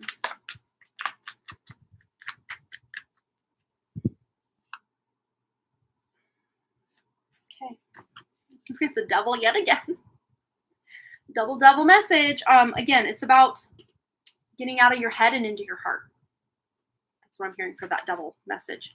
And the devil can also be temptation. So going back to bad habits because you're feeling sad, or doing kind of self-sabotagey type behaviors because you're feeling sad. The 5 of Cups is about the grief of the loss of something. Again, kind of going with that death energy. Maybe even just the woulda, shoulda, couldas of life. Kind of really, when we get sad, we start thinking about other sad moments in our past, in our life. Or just past life stuff coming up to be let go of for good. But it's about shifting your focus. Yes, allowing yourself when you're feeling a certain type of way to feel it. Don't try to bypass it or say, la, la, la, la, I should just get over it. You don't have to get over it. But again, we're not going to sit and churn in it. So this does feel very solidly like an extension of the reading we just did for you. But it is about allowing yourself to feel what you're going to feel. And then you're moving into something much lighter energy, much better emotions, where you are able to express yourself in a very creative way. This feels like major creativity, or also being in like receptive mode, especially if you're someone who's always doing and going and trying to be everything to everybody. Now you're kind of taking a break, just kind of sitting back and allowing that energy to, again, with that Nine of Pentacles from your other reading, that energy to come back to you in a way that's actually going to feel like reciprocation of energy you put out in the past is now being returned to you. So yeah, it's like an extension of your other reading, but let's just see if there's anything else that we haven't already touched on that we can add for John to this reading, please. We have vibration, but I was shuffling upside down. So yes, I'm hearing turn that frown upside down. So, and hey, it almost does look like a frown right here. Right? Smiley. But again, it's not about just buck up, buttercup, and do it. Like, no, you're feeling your way through it. Allowing the tear to fall from your eye to cause the ripples. And then once those ripples ripple out as far as they're going to ripple and everything's still again, you're in a much easier to feel emotion. And even asking yourself, like, why am I feeling this way, can really help. And then if you don't want to journal it out, if you are alone or in a place you can be vulnerable, just speak it out. Like, well, why do I feel like this? Well, and even if you don't know, like in journaling or speaking it out, you just start talking or you just start writing while setting that intention to tune into why. What is it that's causing this emotion? Or, what can I do to work through this and get through this and move to the next better thing? That can really help you kickstart how to go through it, or what your next step is, or what to do to get you through it. But I'm also seeing the other side of the coin of that, just pure happiness. And a lot of times when we're feeling just super, super happy, we might tune in for a second and be like, oh no, I don't want this to end. The concert's almost over. Or, oh, my family has to leave tomorrow. We might borrow sadness that way, even when we're having a good time. You notice that? Am I the only one that does that sometimes? But we've never been having the best time ever and been like, I wish this would hurry up. I don't want to be here anymore. I mean, for the most part. I mean, we might get tired and be like, okay, this probably should end. I got to go to bed, or, whatever it is. But for the most part, when we're just in the moment, being happy, feeling those happy emotions, we're not like, can we just speed this up? Like, I don't want to be here anymore. Let's do this. Let's just get this over with. But when we're feeling a certain type of way, we're like, I don't want to be here. I don't like it. We're human. Of course, we get it, right? It's not hard. It's not easy to be in this world. We're in this world, but we're not of it, right? It's hard. It's hard to be here. All right.